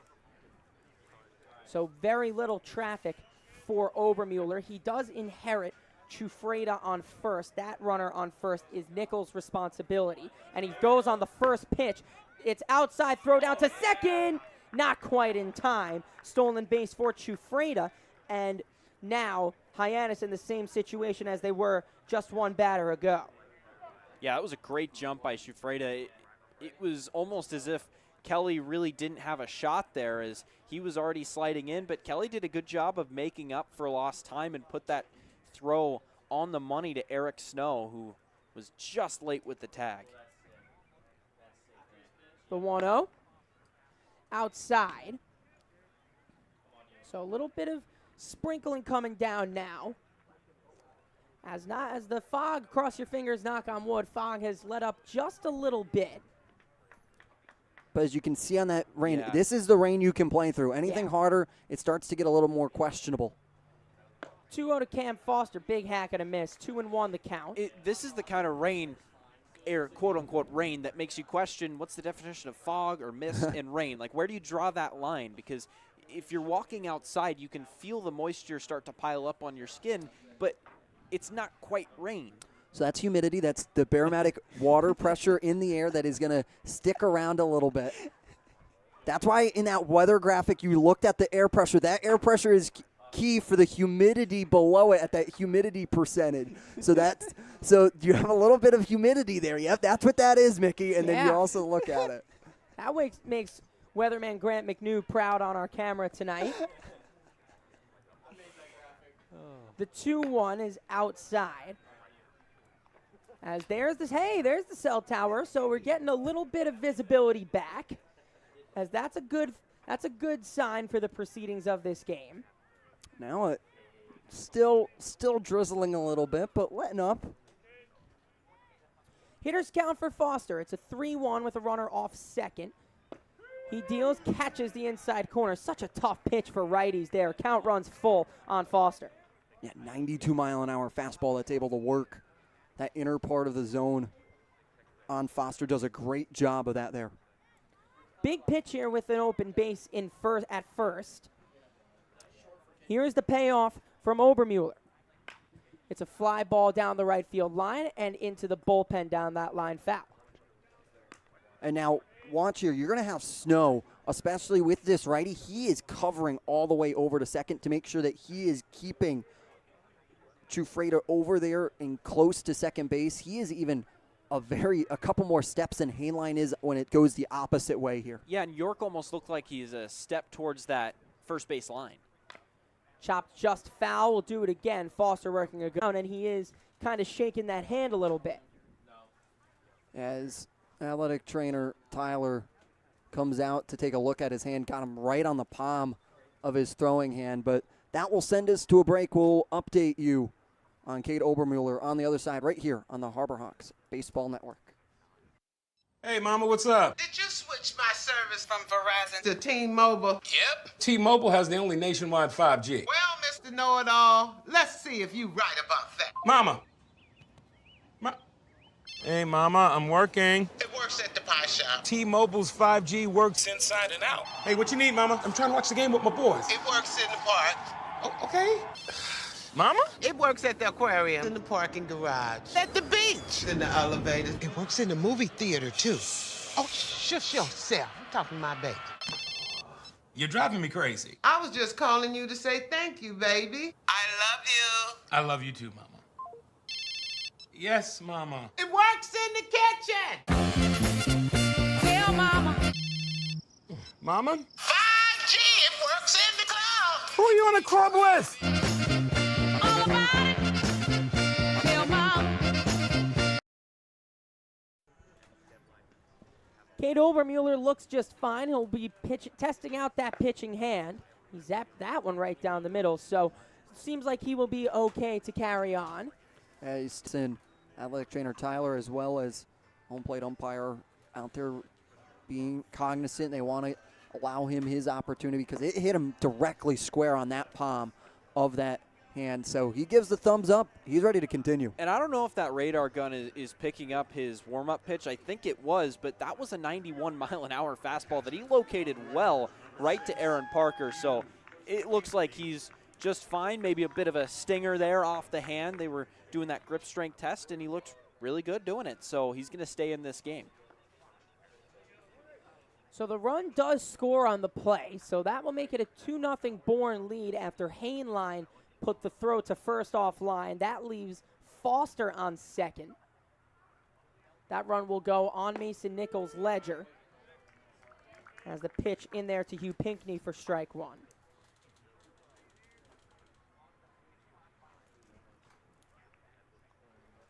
So the runner on second is Foster. He advanced on the errant throw from Heinlein.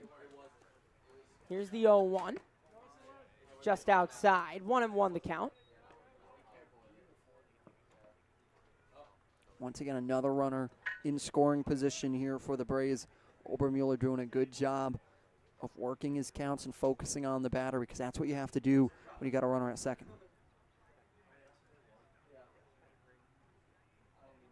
Here's the 1-1. And it's missed outside. Obermueller had a good sophomore season in Iowa City for the Hawkeyes, and he's come here and had an even better summer, rising his stock by that much more.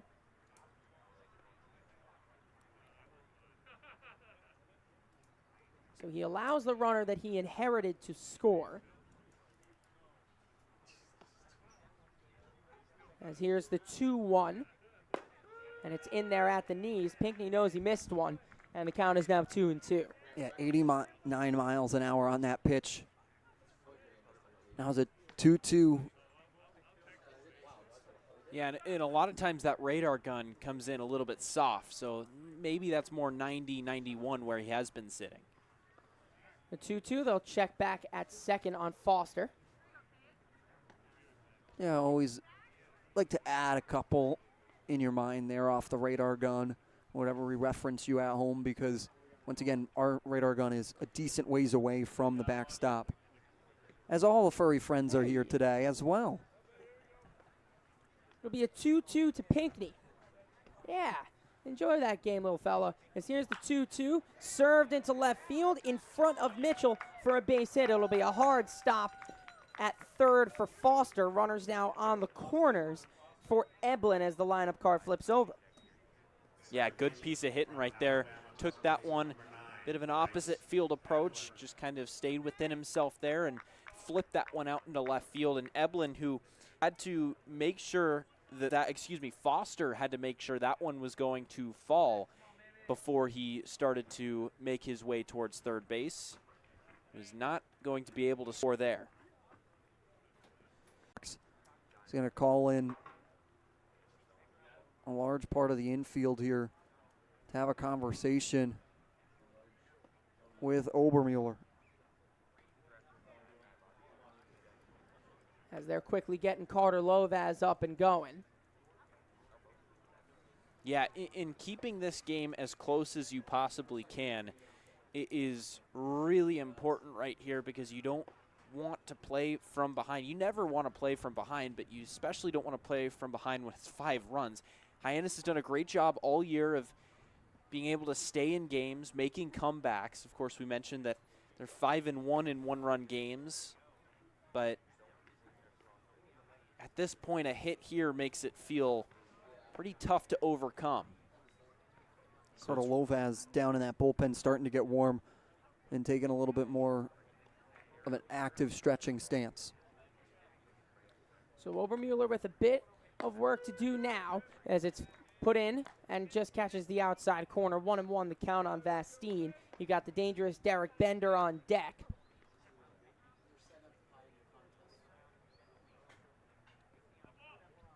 A hit to the outfield will most likely score 2 runs. As Obermueller's going to step off, he's trying to work out the dirt out of his cleats. Understanding. Also allows the infield to move in. So now everybody with their toes on the grass, they're going to go home with it should it come to them. fouled into the screen. Yeah, and you mentioned him trying to get the dirt out of his cleats there. Those spikes will collect up dirt a lot, and it will lessen your grip on the turf and on that dirt. So it's so important to be able to clear that out. You saw him kicking the spikes behind home plate, try and get him out. 1-2 rip down the right field line. Foul ball, says the home plate umpire. Very close. It's a game of fine margins is baseball. Very, very close to being a 5-0 Bourne lead. That one would have been a dangerous hit if that one was able to find fair territory, but Obermuller gets to see another day here. He's been aggressive, and that's what you like to see in these 1-2 counts.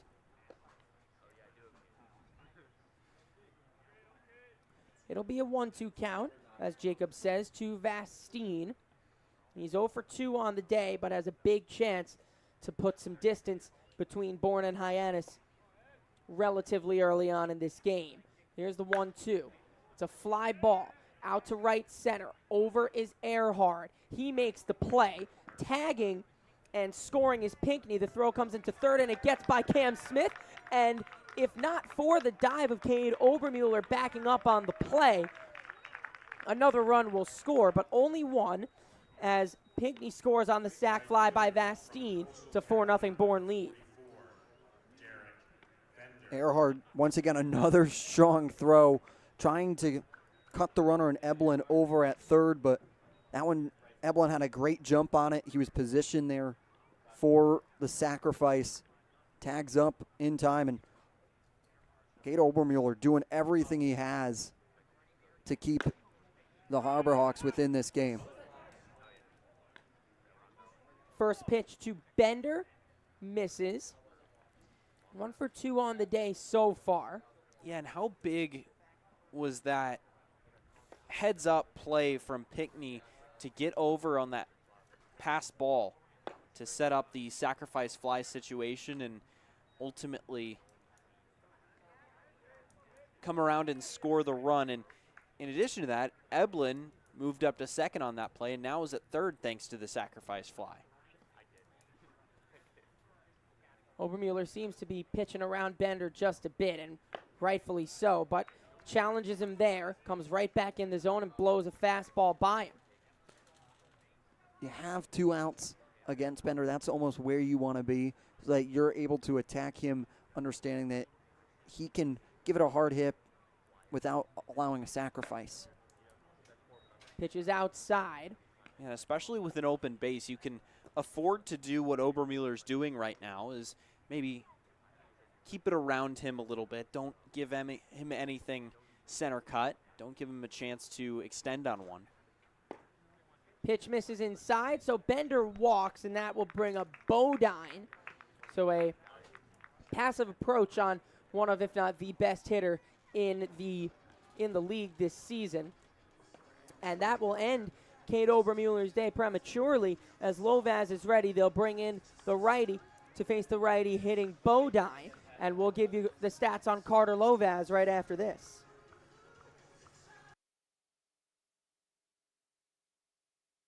Retirement strategies come in all shapes and sizes.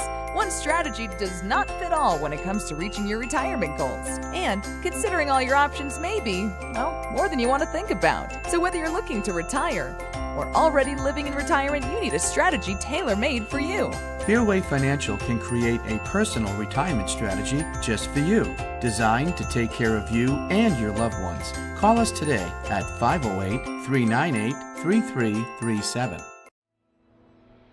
Your future begins at Dean College. Make a difference.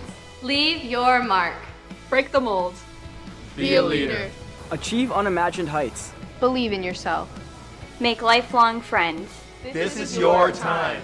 Your place. Your home. Your Dean. It all starts here at Dean College.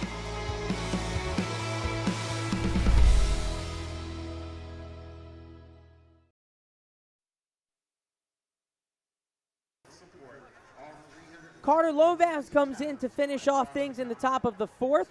A rare blow-up outing for Cade Obermuller, sees the William and Mary prospect on the mound for Hyannis here in the 4th. Yeah, Carter Lovaz from William & Mary has a 5.78 ERA through 7 games played so far.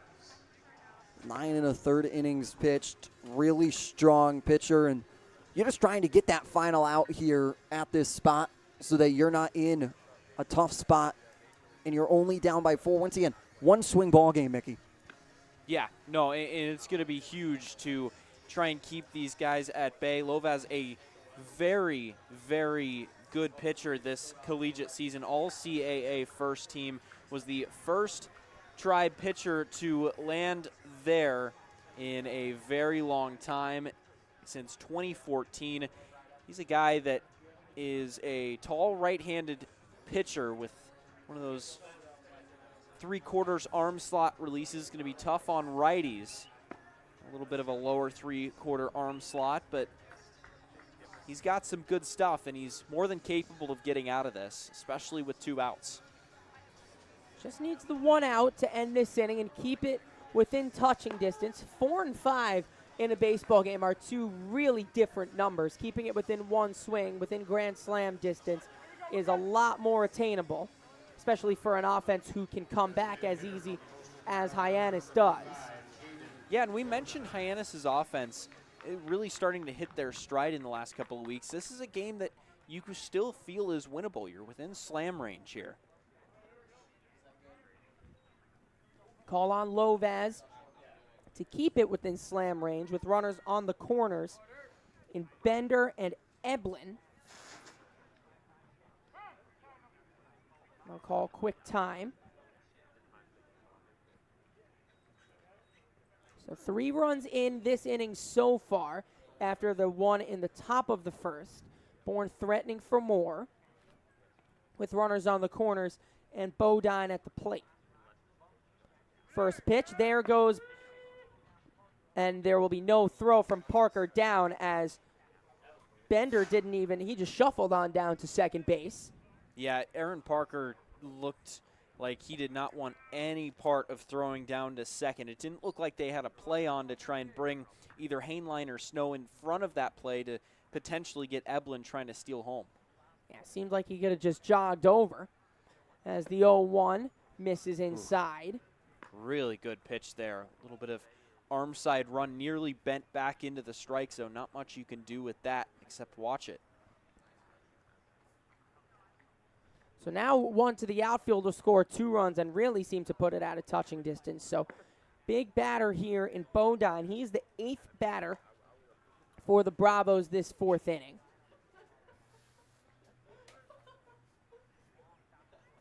Eblin stands off 3rd, and Bender stands off 2nd, as Bodine stands in at the dish in a 2-1 count. The pitch from Lovaz, swung on and missed. Count even 2-2.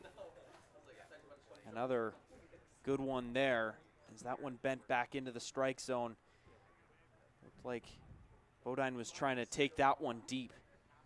2 balls, 2 strikes, 2 outs, 2 on. Pitches outside, count runs full. Open base at first. It would be Michelle to hit next should he get there. And if he does get there, that would mean they would bat around and they would face all 9 of the Bourne Braves here in this top of the 4th. Big pitch for Lovaz. The payoff, he walked him, and that will bring Michelle up with the bases loaded.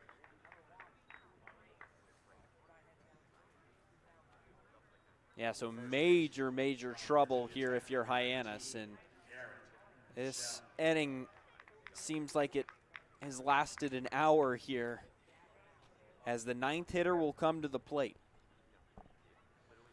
So to keep it within slam range, Lovaz gets the out, it stays there, and if not, the Braves could break this open. Wave and a miss from Michelle on the first pitch. You got to feel a little confident. Michelle had a sacrifice fly in the 1st and then struck out against Nichols when he was back in the game, back in the 3rd. So he's fallen to the batting so far today. 0-1 outside. Eblin off 3rd, Bender off 2nd, and Bodine off 1st. Michelle hit a sacrifice fly to drive in the first Bourne run back in the opening frame. 1-1. There's a strike on the inside corner. And Lovaz just one pitch away from getting out of a big jam. Can't locate that one any better.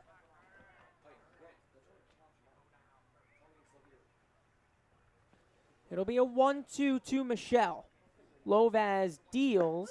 He got him on the inside corner, and the Braves strand the bases loaded. But 3 more runs come in, and we'll go to the bottom of the 4th. Hawks have some work to do. It is 4-0 to Bourne.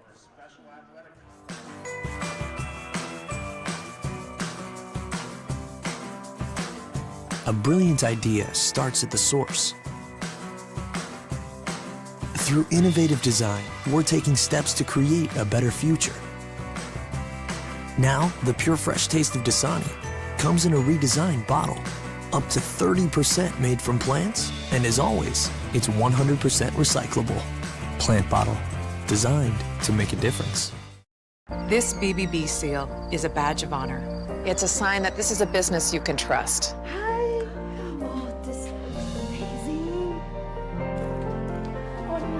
Each year, millions of people see the BBB seal on a door or a window or a website and breathe a little easier. See the seal and know you've made the right choice. Find a business you can trust. Ask BBB.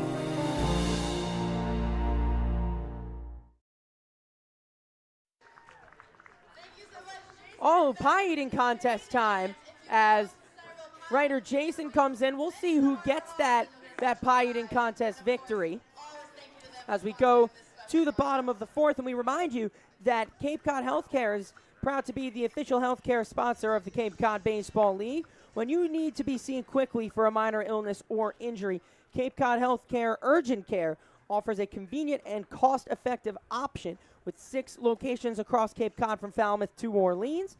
Open daily with no appointment needed and staffed by board-certified ER providers. Wait times available at capecodhealth.com.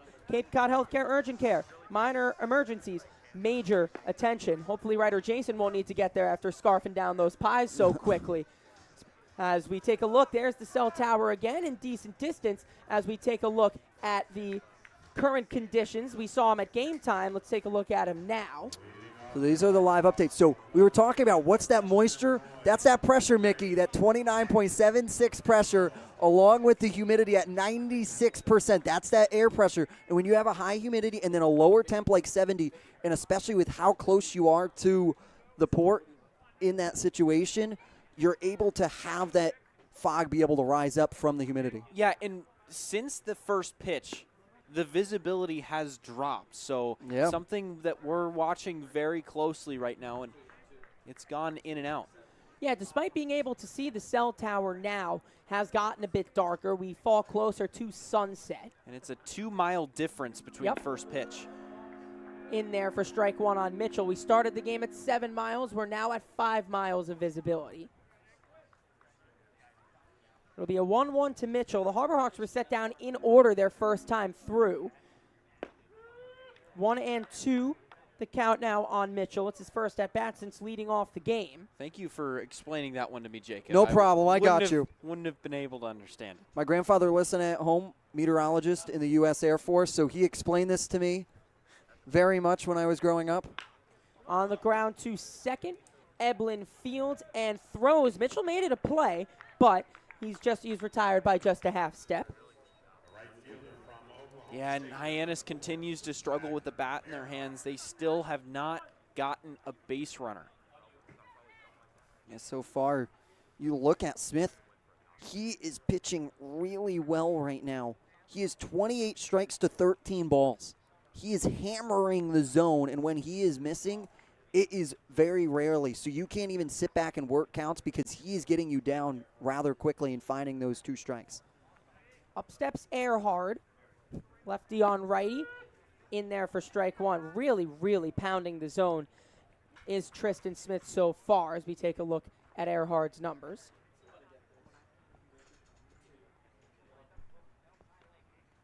Upstairs. Yeah, as you said there, that's just the 14th ball on the day.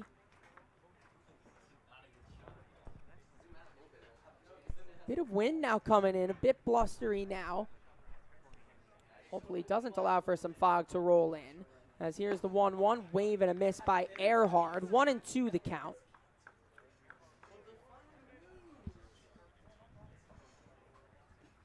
Take time. A little bit of a shoe tying timeout here for Earhart. He's got to make sure the bunny goes through the hole to get back into the batter's box there. It's easier said than done with batting gloves. Oh, I know. He did it with them. Yeah. So it'll be a 1-2 to Earhart. He grounded over to first. Required Smith to make the final touches on the play. Misses way outside. Maybe losing a bit of grip. Count runs to 2-2 on Earhart. If you're Bourne, you love Smith going as far as he has right now. They only have 10 pitchers on their roster right now. So you want to maximize whoever starts for you as far as possible.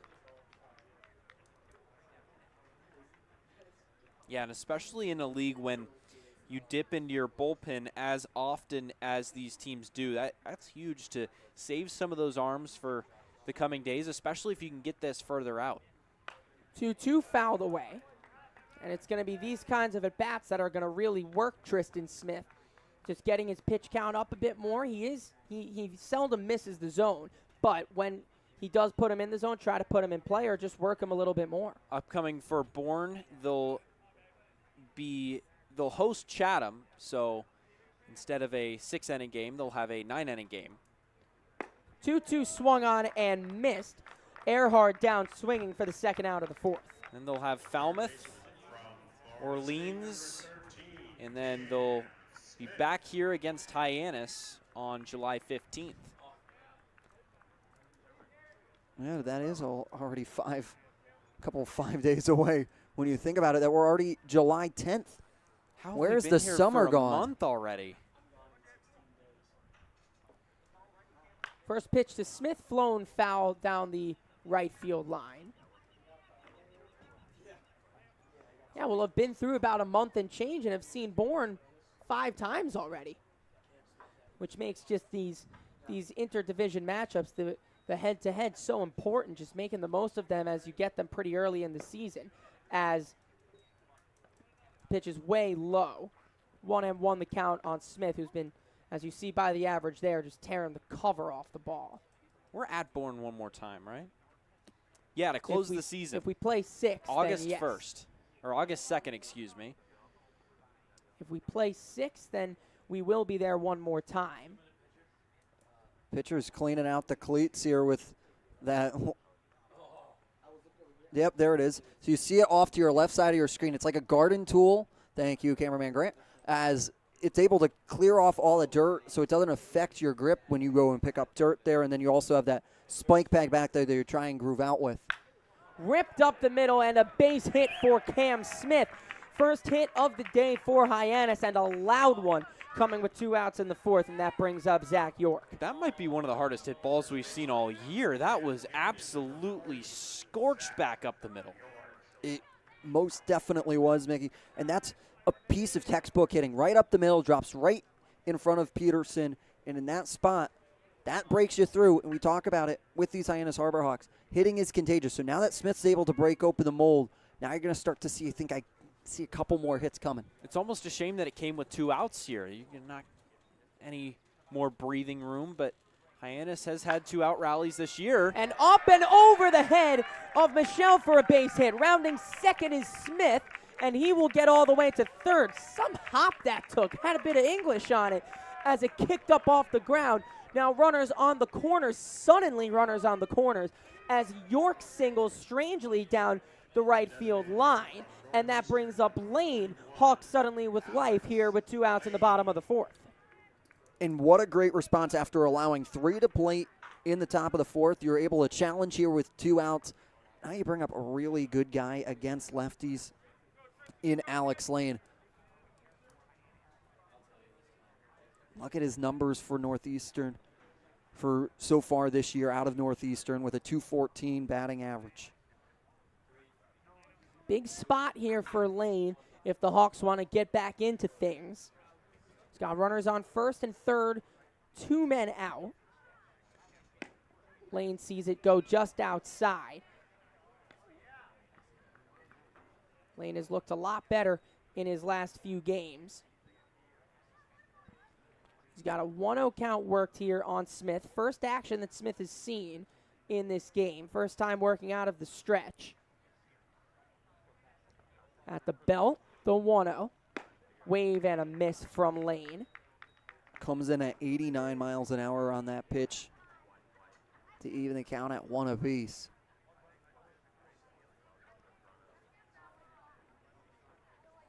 Lane hitting 444 in his last 5, up to 385 in his last 10. Big hack there, swing and a miss. And now Smith a strike away from getting out of a jam. This is a big at-bat here for the Harbor Hawks to just try and able to eke one across. To limit that runs to 3 would be huge. It'll be a 1-2 to Lane. Smith deals low, and the count runs to 2-2. Good take from Lane with the off speed. Great take from Lane there to stay disciplined and hit to your zone. Hit to the zone that you believe you can make good solid contact to, and not try and work around Joe Cruz's zone, the home plate umpire. 2 balls, 2 strikes, 2 outs, 2 on here in the bottom of the 4th with the Hawks threatening. He deals and he fouls it away. Good at bat from Lane. Good at bats all around as Earhart worked one. Smith saw one sit up in the middle of the zone. He bombed one. He roped one down into center field. York jumped on the first pitch, and now here's Lane working the count a little bit more. We'll do the 2-2 again. Smith sets and deals. Got him. What a pitch. The frisbee slider, and Lane goes down swinging and strands runners on the corners. We're through 4. 4-0 Bourne here on the Harbor Hawks Baseball Network. Hey, Mama, what's up? Did you switch my service from Verizon to T-Mobile? Yep. T-Mobile has the only nationwide 5G. Well, Mr. Know-It-All, let's see if you right about that. Mama. Hey, Mama, I'm working. It works at the pie shop. T-Mobile's 5G works inside and out. Hey, what you need, Mama? I'm trying to watch the game with my boys. It works in the park. Oh, okay. Mama? It works at the aquarium, in the parking garage, at the beach, in the elevator. It works in the movie theater, too. Oh, shush yourself. I'm talking to my baby. You're driving me crazy. I was just calling you to say thank you, baby. I love you. I love you too, Mama. Yes, Mama. It works in the kitchen. Tell Mama. Mama? 5G, it works in the club. Who are you on the club with? All about it. Tell Mama. Let's go to the 5th. 4-0 Bourne, as Hyannis has finally broken through in the hits column. Their first 2 coming from Smith and York, but they couldn't get either home. And to the 5th we go, still with a 4-0 lead, as Carter Lovaz comes back out onto the mound. Let's take a look at the stats between these two, and you highlight that yellow because Bourne, they're pretty decent at these two. Yeah, those are the league leaders. That's what that yellow means. Bourne is a league leader in batting average for their team at 270, and then a league leader at 374 as a team as an on-base percentage. That is a ridiculous OBP as a team, too.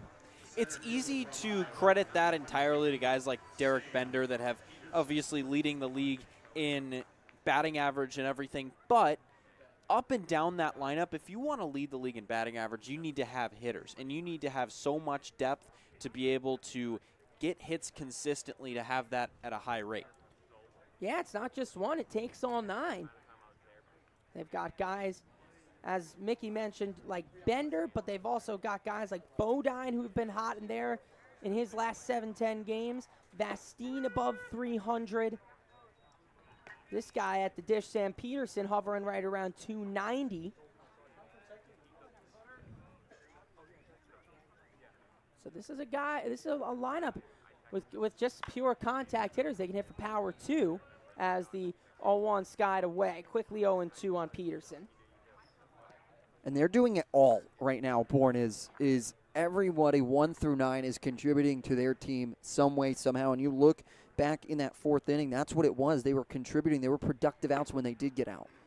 Way inside. 1-2 the count now on Peterson.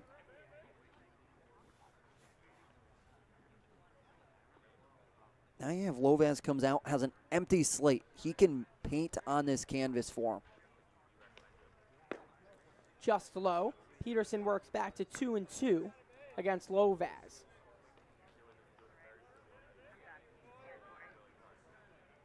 Peterson is the same man who led off last inning as Bourne sent 9 hitters to the plate. Swing and a miss. Peterson down swinging. Big stride out from Lovaz to get his second of the day in that spot. So really good job to get his second through 3 batters, trying to control his narrative himself. So one away for Chufreda. Walked and scored 1 of 3 runs back last inning in the 4th. Lovaz, a guy with a ton of that arm side movement, which means it's breaking away from the lefty right now. Such a tough pitch to hit. I mean, that one is just untouchable, just completely coming all the way back across the plate and disappearing on the back foot of Chufreda, who is quickly behind 0-2.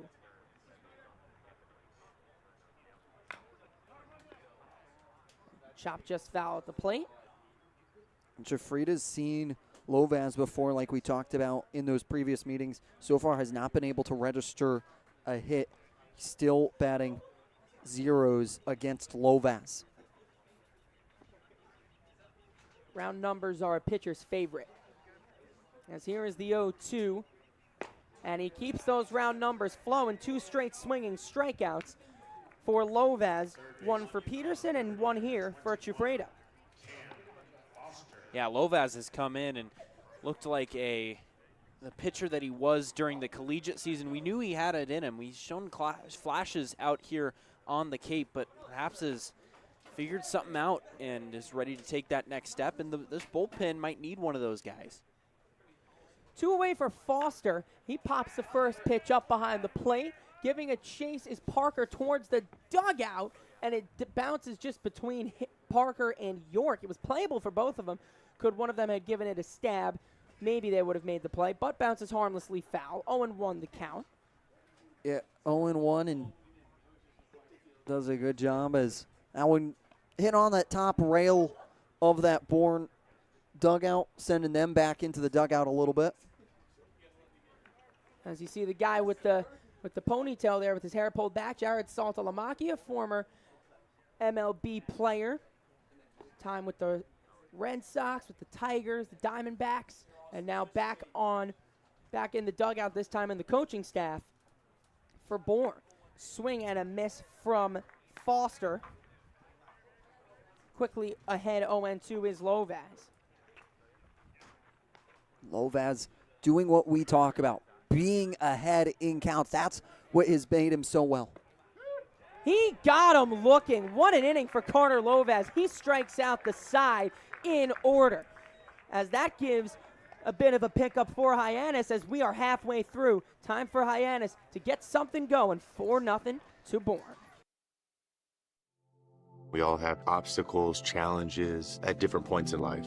I still push myself every single day, and the harder I push myself, the more I find myself drawn to wearing UFOs. The first time I put on a pair of UFOs, it was like someone released the pressure. It was so crazy. When you are recovered and can do more, that has a compounding effect on all aspects of your life. Stepping into a pair of UFOs, they're truly one of a kind. There's nothing like them. Best ever? Good question. Wait, why do you sound like Dr. J in your head? I've always sounded like Dr. J in my head, which means Dr. J's outside voice sounds like my inside voice? Which Coke? The doc would know. He got the world to call him doctor without going to med school. There's only one best ever.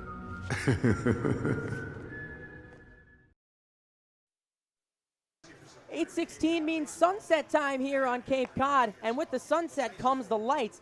And that means that the lights, we have to let you know that the lights at McKeon Parks shine bright all season long thanks to the Knack Cape Cod. The Knack offers 2 locations, Hyannis and Orleans, both offering delicious burgers, tacos, sandwiches, and more. Visit theknackcapecod.com to order online today. The Knack Cape Cod is proud to be the Light Up the Park sponsor of the Harbor Hawks all season long. So to the 5th we go with the lights shining bright. We're just a minute past our sunset time as given by our weather graphic, and Elijah Hainline will step up as they've just broken through last inning with their first 2 hits.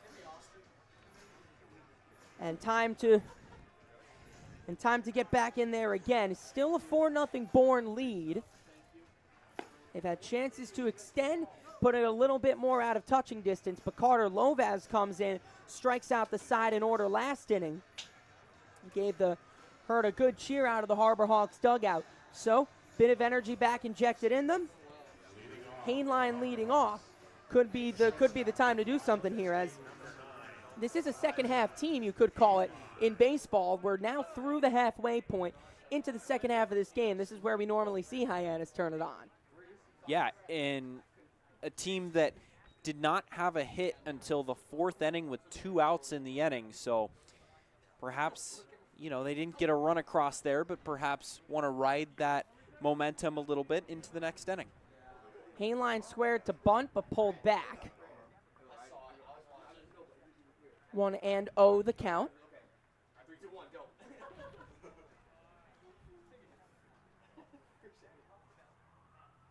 Pitch to Hainline upstairs, now 2-0. Yeah, good patience shown by Hainline here, and that's going to be key. When you see this Harbor Hawks offense working, it's when they're being able to work a pitcher's count, get deep into counts, foul off some tough pitches, and get on base by any means necessary. Just misses outside. Now the count 3-0 on Hainline.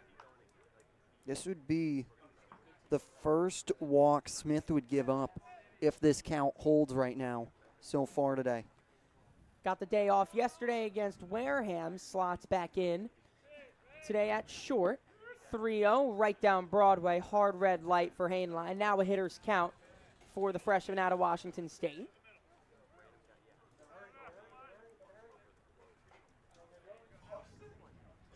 Here's the 3-1 from Smith. Hack and a miss, a big one too, and the count runs full on the Harbor Hawks shortstop. Smith working back into the count after allowing 3 straight balls, but Hainline trying to battle off here and get a hit. Payoff pitch slapped foul, we'll do it again. This is something we've seen a bit more of last inning and now here with Hainline working the count just a bit more, trying to get into the pitch count of Tristan Smith. And that's exactly what Mickey was talking about. They have been successful when they've been able to work pitchers and see all of their pitches and work the different sequences. 3-2 catches the inside corner. Hainline down looking.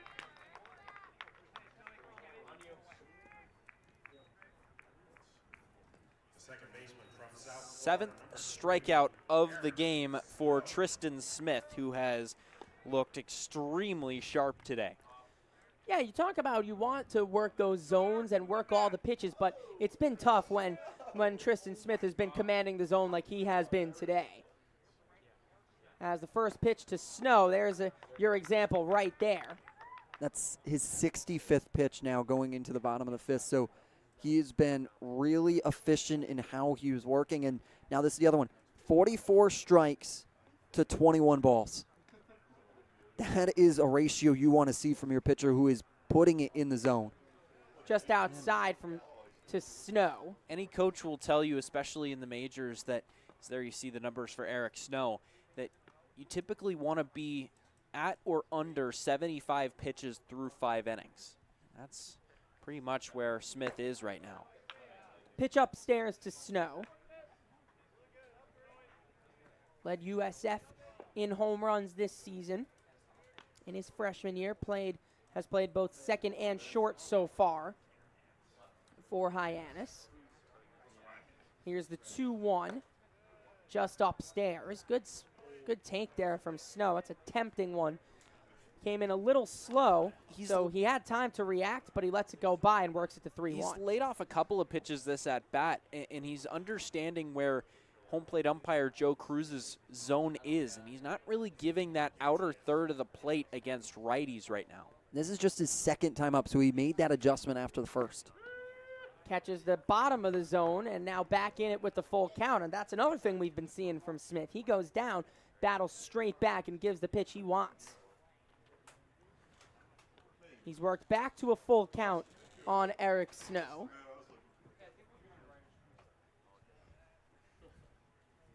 And here's the payoff.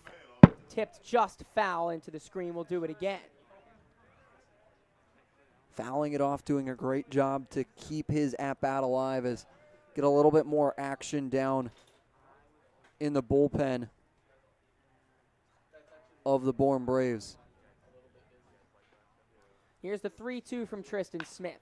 It's on the ground to short, ranging glove side is Vastine.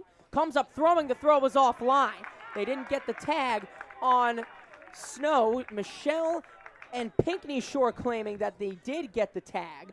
So this would be the second time this game that there has been a missed an alleged missed tag call. Snow was the guilty party the first time of a missed tag. Now here against Michelle, they'll say that he missed the tag on Snow, and the umpires are now getting together to talk about it. Yeah, manager Scott Landers came out and petitioned for a bit of a meeting here, and there you see our umpires tonight. Yeah, umpires tonight, Joe Cruz, as they'll change the call after that conference. And Eric Snow will be out on the tag. That's just the way it's been going tonight for Hyannis. So the throw eventually made and Snow eventually tagged out. And now Coach Eric Beatty coming over, perhaps to say, why was my call not changed? How come they were so willing to change this one? Yeah, and you talk about that play that Eric Beatty was angry about earlier in the game, out of the baseline, and looked pretty clear then. And here it looked pretty 50-50 kind of whether or not it was. And normally when you see umpires conference together, it's on those 50-50 balls, it's just going to be standing on what was called on the field of play. And personally, I feel for Eric Beatty here. Yeah, that's the first time this season, I think, that we've seen a call overturned after a meeting like that. And I think Eric Beatty just saying that you guys talked about my call for a pretty quick time and said that they didn't make it, and now they gave a talk for just as quick a time on.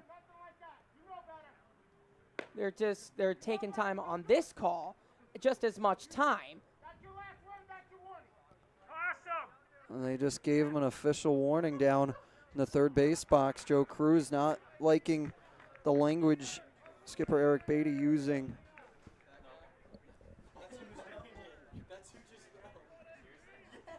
So now 2 away for Parker. The first pitch was low. 1-0 the count on Parker.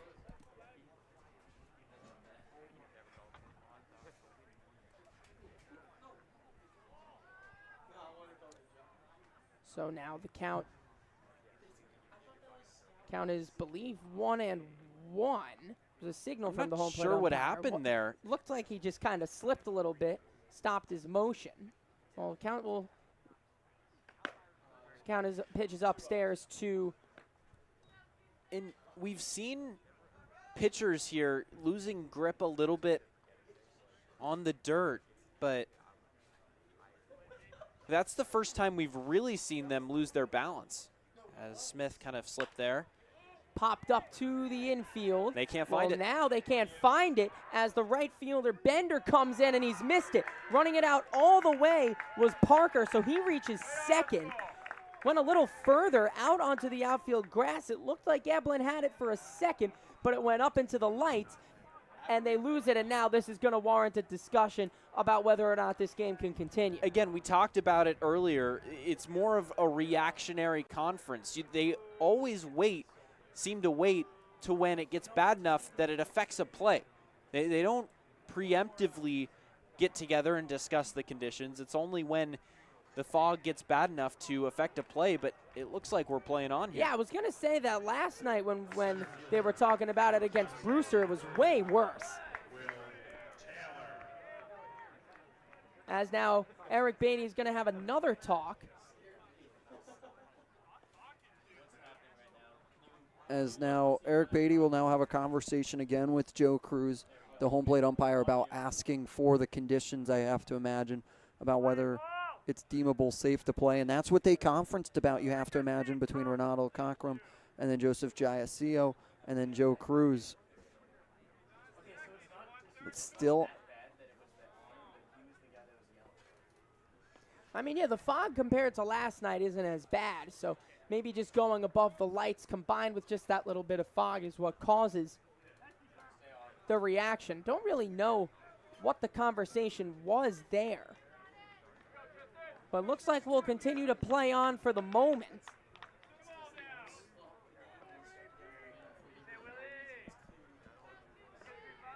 So up steps Taylor with a runner on second.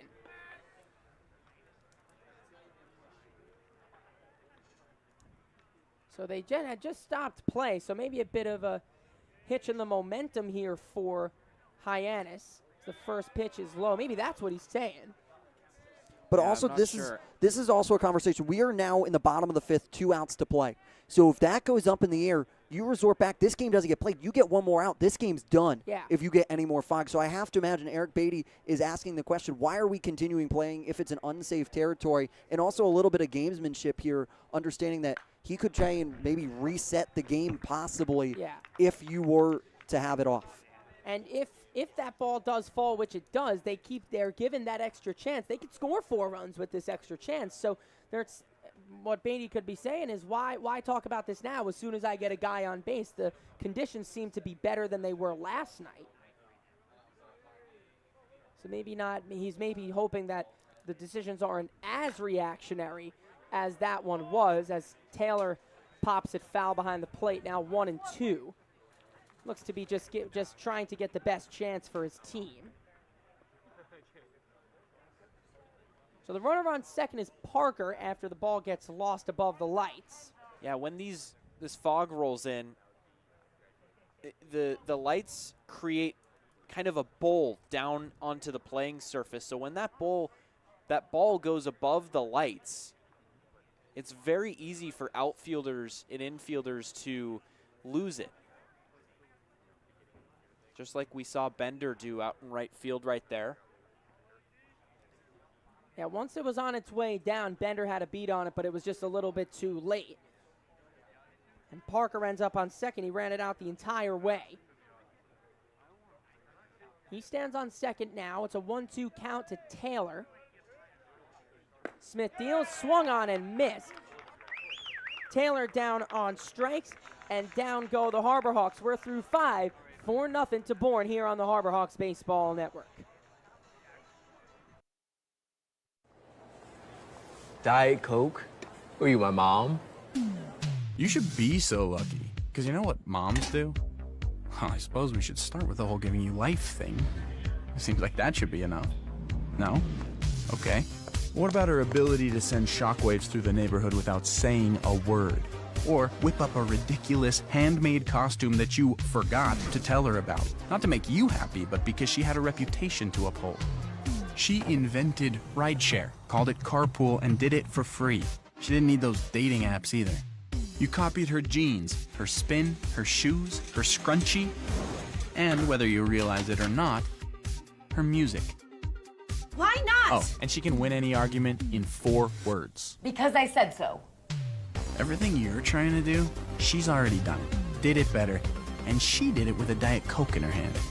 So, drink what your mama gave you.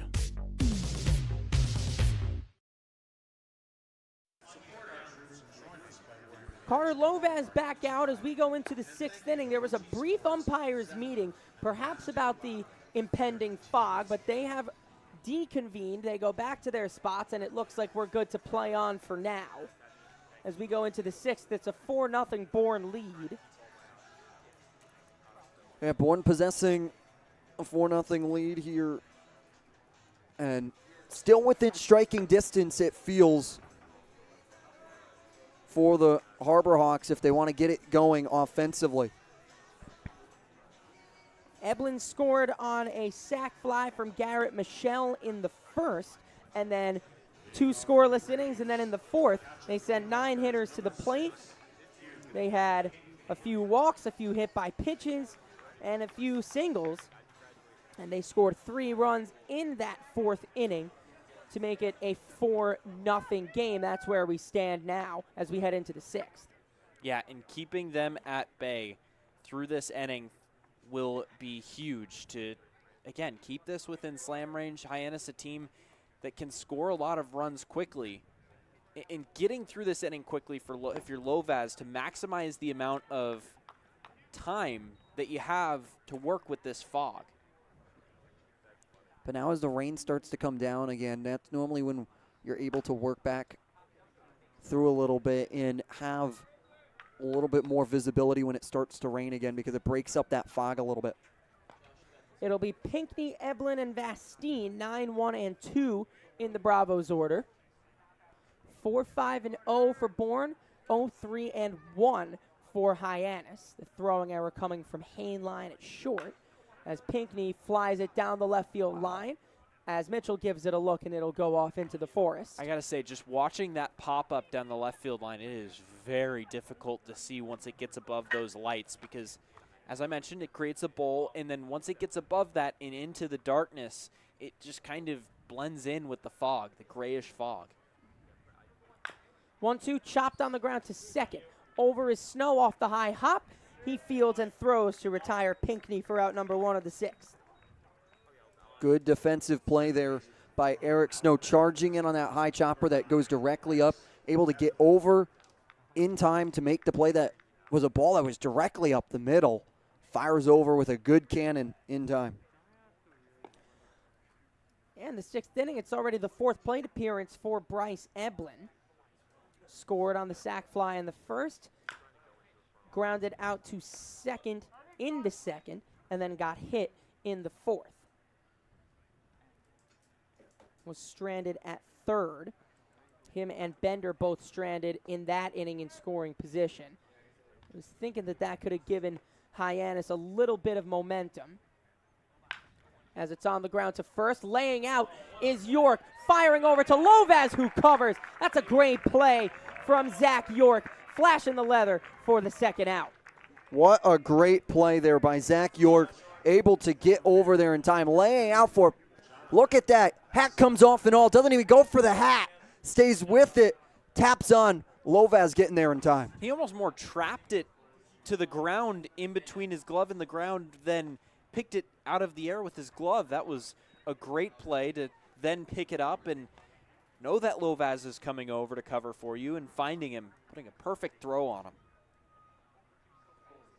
Vastine sees the first pitch go wide, and good awareness from Lovaz to realize that no one else was over there, as Snow had ranged over to cover in case it got through York.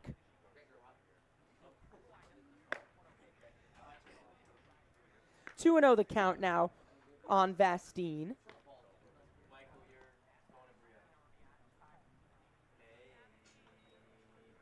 Now in this spot, trying to work through and get another 1-2-3 inning. Tipped back to the screen, now 2-1 the count. Lovaz, since coming in and when he's been able to enter with a clean slate, has done a great job of controlling the narrative himself. Vastine also had a sac fly, back part of the 3-run fourth. Disappears behind his foot, now 3-1.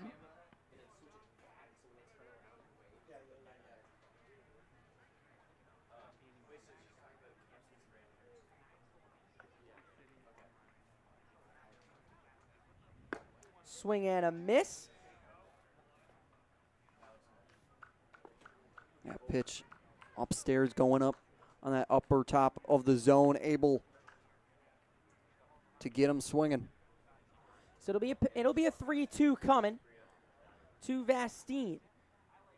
Lovaz deals the payoff, served out into center. Over is Taylor, and it's over his head. He misread it. rounding first and speeding into second is Vastine. He rounds second. He'll go into third, easily standing at third with a 2-out triple is Jonathan Vastine.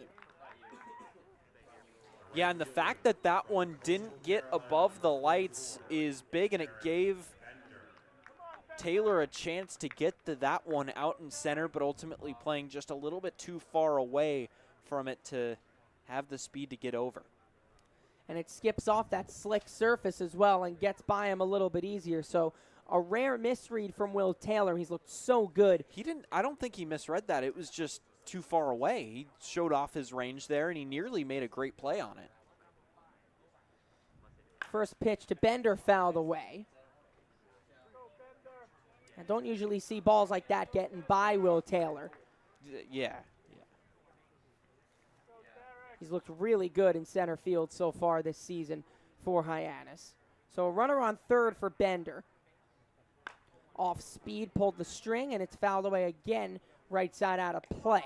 Quickly 0-2 is Bender down on Lovaz.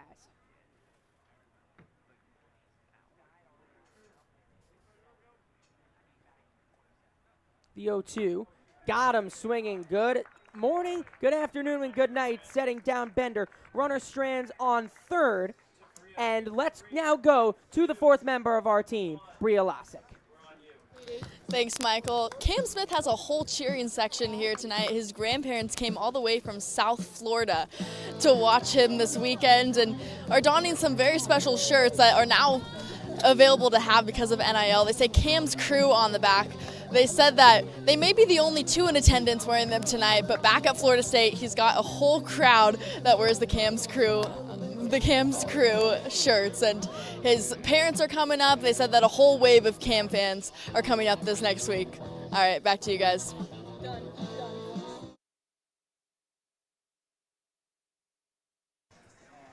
Thank you very much, Bria. And yeah, she was just talking about Cam Smith has a bit of a cheering squad here. His family in attendance here tonight. They're wearing some fun little shirts they've made to support Cam Smith, and what a great guy to be supporting too, as he's been one of the best hitters in the league so far. There we go.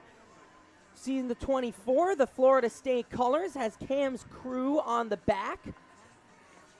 He's had a great start to the summer, and he's really working to be and is one of the best players on the Cape this summer. Yeah, and we see, collegiate players go all over the country to play collegiate summer league baseball. They go to North Dakota, they go to, the north, the south, the east, the west, wherever. I don't think there's one location that even comes close to the Cape, and people like Cam Smith's grandparents, they have it good because they get to come out and see their kid play in a great location. Yeah, they get a little vacation out of it, too. Yep. Get to go to the beach during the day, maybe go see the JFK Museum down in downtown, and really, when you get a nice, exciting time. They get to go on vacation a little bit. What more could you ask for? And they'll see Cam bat third this inning. It'll be the top of the order in Mitchell, Earhart, and Cam Smith himself. As now, Tristan Smith out of this game. And we'll see a new pitcher working on who it is. Jack Sullivan. Jack Sullivan enters this game with a 6 ERA right now, but it's looked pretty good in a couple of outings against Orleans. He went an inning, only gave up that one hit, and did not give up anything outside of that. So he will face the top of the Hyannis order here. So now it's almost like you've got a completely different ball game if you're the Hyannis batters here, because you've got a new pitcher and you start at the top of the order. As Mitchell fouled the first pitch off. This is your opportunity. You got Smith, who is plaguing the batters right now for the Harborhawks, out of the game. Now you're able to come in, get a fresh mindset, and go attack pitches and try and get back. Once again, 4-0, still within reach for these Harborhawks in these later parts of the game. Just outside.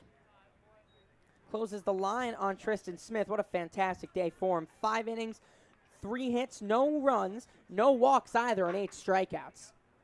Just a masterful performance on the day as the pitch to Mitchell, catches the inside corner. 1-2 the count on the Indiana commit. Yeah, and what you really look at on Smith's line is that walk to strikeout ratio. We talk about pitchers only truly being able to control 3 things. On the ground to first, took a bit of a kick, but fielded nicely, and he's safe. There was a bit of a miscommunication between Sullivan and Michelle. They weren't sure if one was going to cover the bag, and neither of them did. That's why he hustled it out all the way down the line. So a leadoff single on the mental error for Mitchell. We've seen Nick Mitchell get close to beating out a couple ones this year, and he finally gets one. And those are the plays that you love to see as a coach. You, as a scout down here, you love to see guys playing hard, just hauling out of the batter's box and getting down that line and putting pressure on the defense and forcing those mistakes, forcing those miscommunications like we just saw. Could that be the start? Could that be the spark plug for something to get Hyannis back into this game? As Earhart squares to bunt, it got away from Pinckney, but not too far. 0-1 the count as he pulled back and caught the corner. And Hyannis wants to take advantage of it. That's why you see Earhart with his speed that can beat out a bunt if it's poignantly placed. You're going to take another look at this here back as Mitchell's booking it down the line, but it was a little bit of a second guess by Michelle whether he wanted to take it or not, but then saw that he might have an opportunity with Sullivan to come in there, but Mitchell's speed proving to be better. Yeah, and it almost looked like if he had taken that to the bag, it would have been a 3-way collision there between pitcher, first baseman, and base runner, but it's good that he flipped that on for everybody's safety's sake. Earhart at 1-1 in the count. They could get Mitchell and Earhart on. That would be ridiculous speed, as well as Cam Smith in the box. Here's the 1-1. It's up the middle, and ranging over is Eblin. Steps on the bag for one, on to first, double play. Oh, what a double play.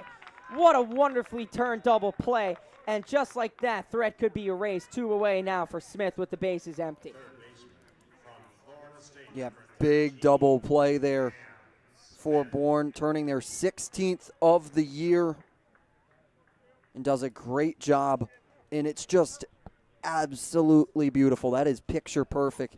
Eblin over to Vastine to Michelle in time. That glove flip, working that center part of the field. Great play. Yeah, and for a second it looked like Eblin had a chance to step on the bag himself, but that would have taken his momentum away from where he wanted to throw it. So a good decision to flip that onto Vastine, who is coming towards first base and making that play.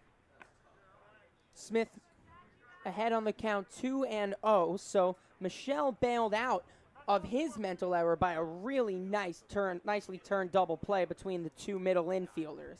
Scratches everybody off the base paths, and quickly 2 away for Cam Smith now with the bases empty. It's a fly ball to center field and deep. Back goes Peterson. He gives it a look, and that ball is gone. Yeah, show out in front of your family, kid. A solo shot for Cam Smith.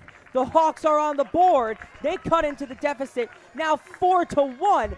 4th home run of the season for Cam Smith. What makes this even better is that you get to do it in front of your own grandparents. They're up there jumping for joy. Look at that smile. That smile says it all. Cam Smith unleashing on one that goes directly to center field, deepest part of the park. Cam Smith breathing a bit of life back into this Hyannis Harbor Hawks team. We talked about how McKeon Park is tough on lefties.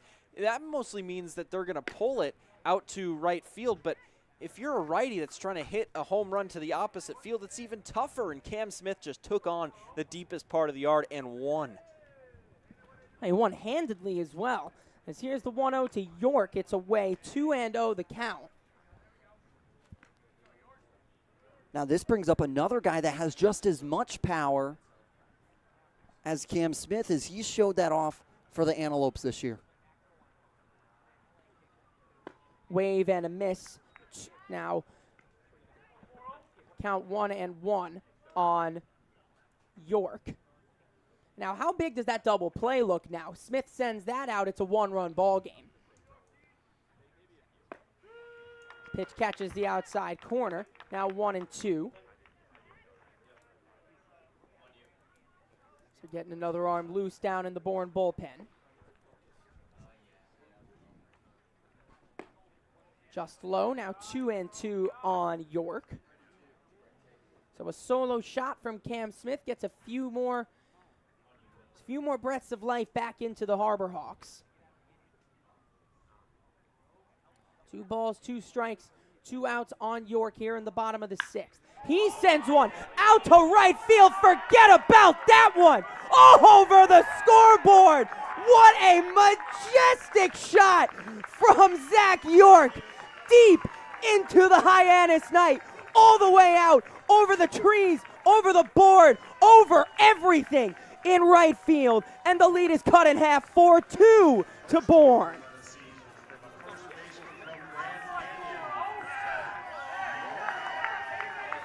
Zach York, we talked about the power. He had just as much as Cam Smith and does a great job of attacking this one. This is a great pitch to attack. It's left over a little bit of the plate. Zach York comes in and puts bat on ball. That is clean. He knows it off the bat, showing that swagger. It's cut in half, 4-2. This is what you're talking about. Power meets power. Yeah, and you get a couple of style points for that one. Flipping that bat. That is one of the longest home runs we have seen here at McKeon Park, probably the longest we've seen this year. Swing and a miss from Austin Kelly, who's into pinch hit for Alex Lane. Look out, Cape Cod home run of the week. That's York's first home run on the Cape, and how? As the 0-1 is outside, I mean, that is really, that's really over everything out in right field. That might have grazed the treetops over the scoreboard. It had the scoreboard by a mile. As here's the 1-1 to Kelly. It's ripped on the ground and into right field, a base hit. 2-out magic once again. 3 straight hits, 2 of them being home runs on the back-to-back shots by Smith and York. And now out onto first on the pinch hit appearance is Kelly. Whew. How about this? Hyannis getting the bats going. They have awakened here in the 6th. Hitting is contagious. That is what you've seen from this Harbor Hawks team this season.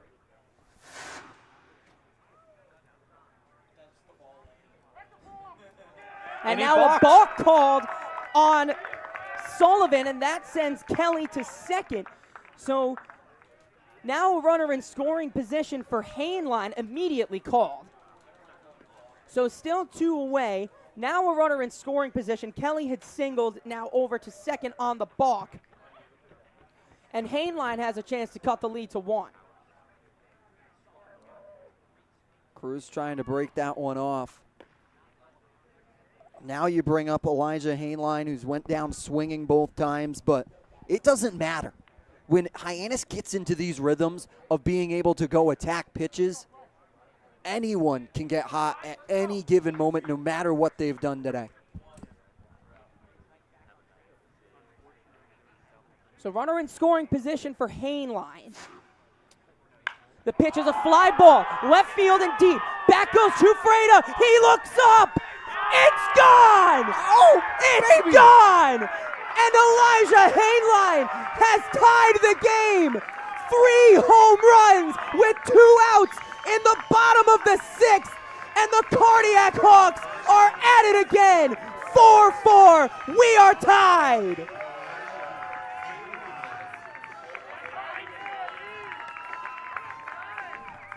It doesn't matter. Anyone can do anything for these Hyannis Harbor Hawks. It doesn't matter what happened in the last couple of at-bats. Elijah Hainline takes a pitch and makes him regret it. Look at this, down the middle, he swings, hit that bat flip, good sir, twist that wrist, that thing's out of here, that thing's swimming in Hyannisport. Cam Smith, solo home run.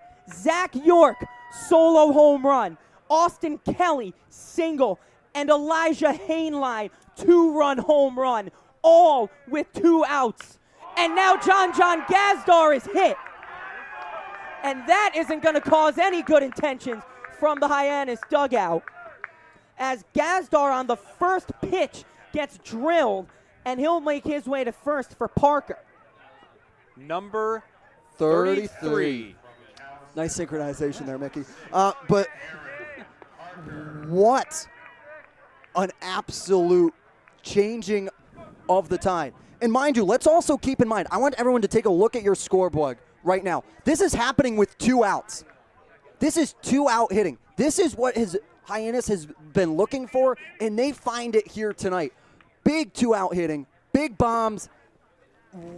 What a crazy turn here in this bottom of the 6th. And all these have not been cheap home runs. Cam Smith takes on the deepest part of the yard. Then, right after that, York hits one over the scoreboard. And then Hainline knew it right off the bat, going to left field for the first time in the inning. These home runs probably traveled a combined 1,300 feet. First pitch to Parker in there for strike 1. He does not like the call, and so does the entirety of the Hawks dugout. I mean, you guys turn your heads back and look back to 5 minutes ago. What a different game we've got here at McKeon Park. 3 swings have tied the game after the team, as there goes Kelly, a swing and a miss, and no throw down. So a stolen base for Gazdar. He somehow represents the go-ahead run now in scoring position. This is a team that doesn't hit home runs, guys. This is a team that plays based off of contact, has hit the least amount of home runs in the league.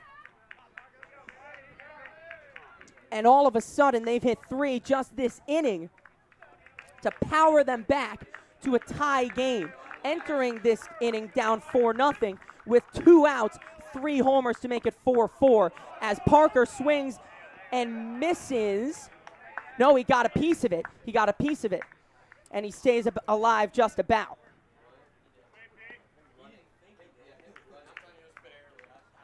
That he barely got a piece of that one, foul tipping it into the dirt. It looked like strike 3 because he got so little of that ball, but if it skips before the catcher can block it, it's going to be a foul ball no matter how much of it you get. And now, so importantly, life back into the fans here. You heard them clapping a little bit. They're back into this game.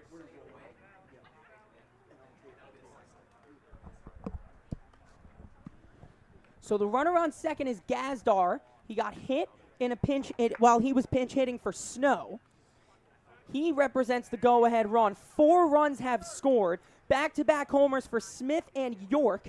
Kelly comes in, rips a single in pinch hitting for Lane, and Elijah Hainline ties the game with a 2-run homer of his own.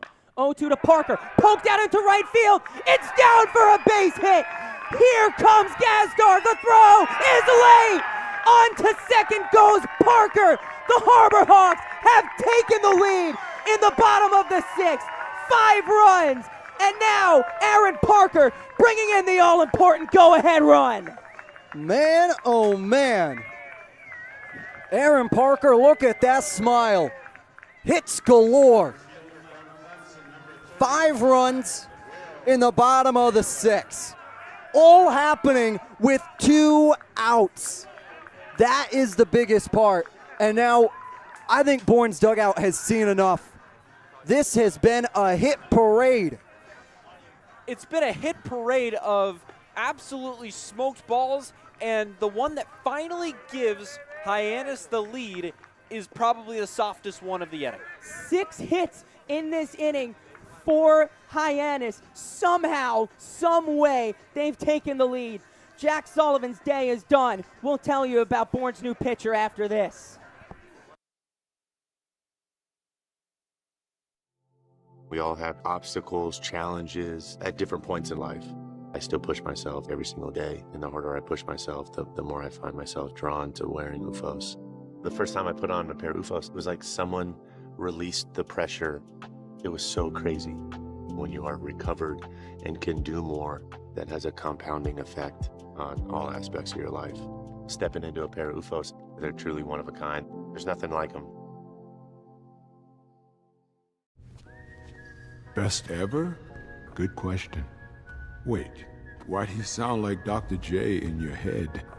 I've always sounded like Dr. J in my head, which means Dr. J's outside voice sounds like my inside voice? which Coke? The doc would know. He got the world to call him doctor without going to med school. There's only one best ever.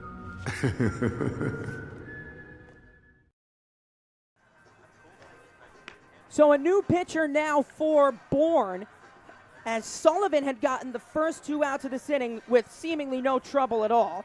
A 4-6-3 double play gave him 2 outs, and then after that, it's been a different game since, guys. It's been a different game, and it was all because of Elijah Hainline. Watch this pitch here.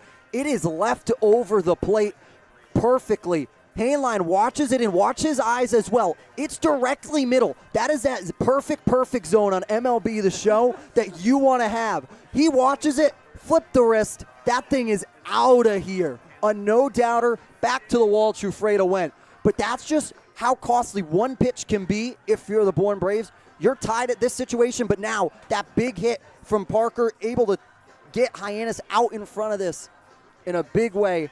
5-4.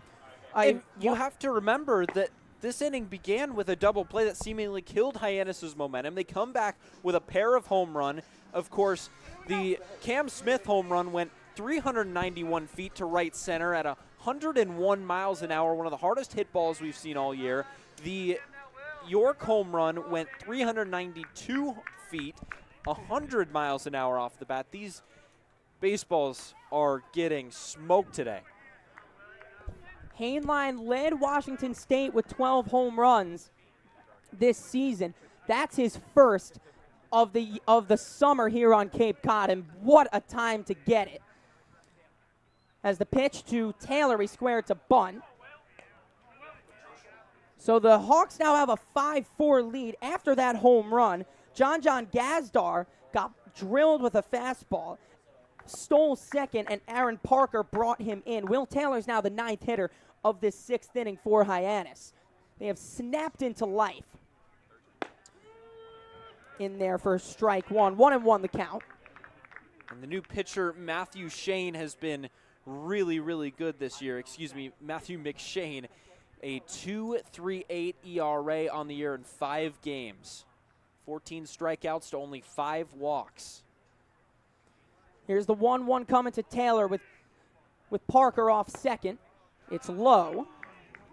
I mean, we talk about this. You didn't think there was much of a second half of anything other than just after the top of the 5th marks the halfway point in a baseball game. Of course, no time being kept.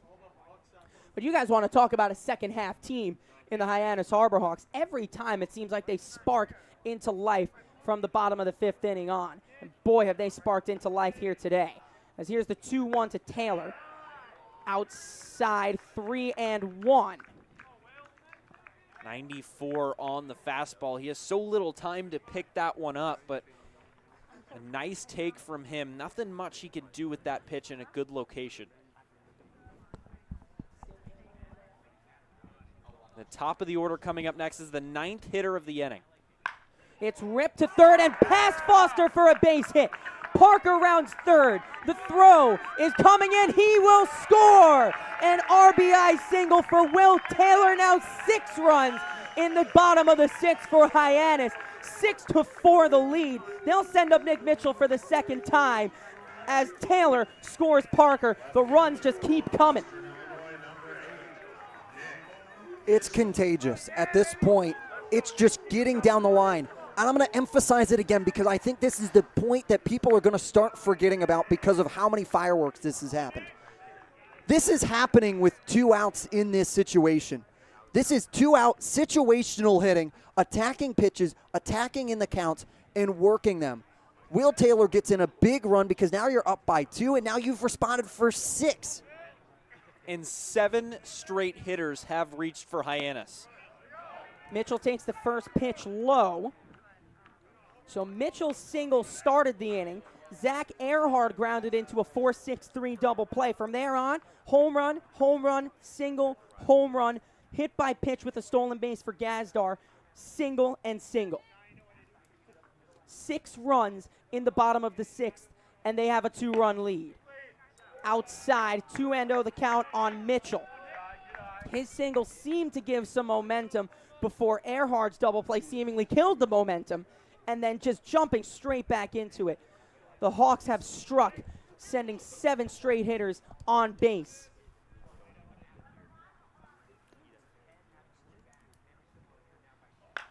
As a fly ball out to left, we'll see if Chufreda can see it. He settles under it and does a little bit unassumingly make the play to end the inning. But the Hawks have now taken the lead. One of the biggest exclamation points being this Zach York missile. Send it out as part of a 6th-run bottom of the 6th for Hyannis. Let's go to the 7th. Brand new ball game, 6-4 to Hyannis.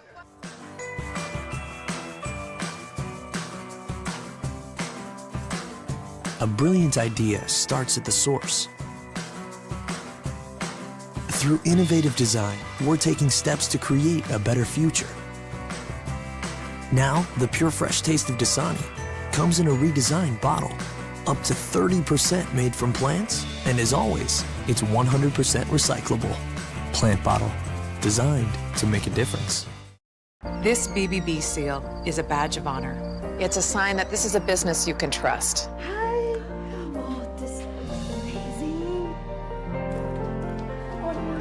Each year, millions of people see the BBB seal on a door or a window or a website and breathe a little easier. See the seal and know you've made the right choice. Find a business you can trust. Ask BBB.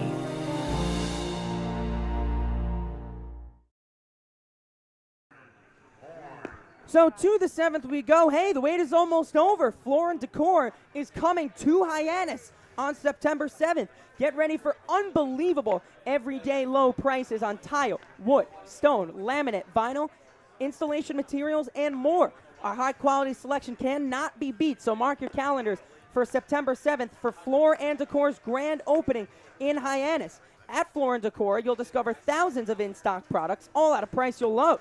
We promise you've never experienced anything like it, but soon you can. Come and explore Floor & Decor, opening in Hyannis on September 7th. I think Floor & Decor would be proud of that inning. I don't know if we've ever experienced an inning like that, just like the low prices and the experiences you'll find at Floor & Decor opening on September 7th. That's a 6th inning like no other also.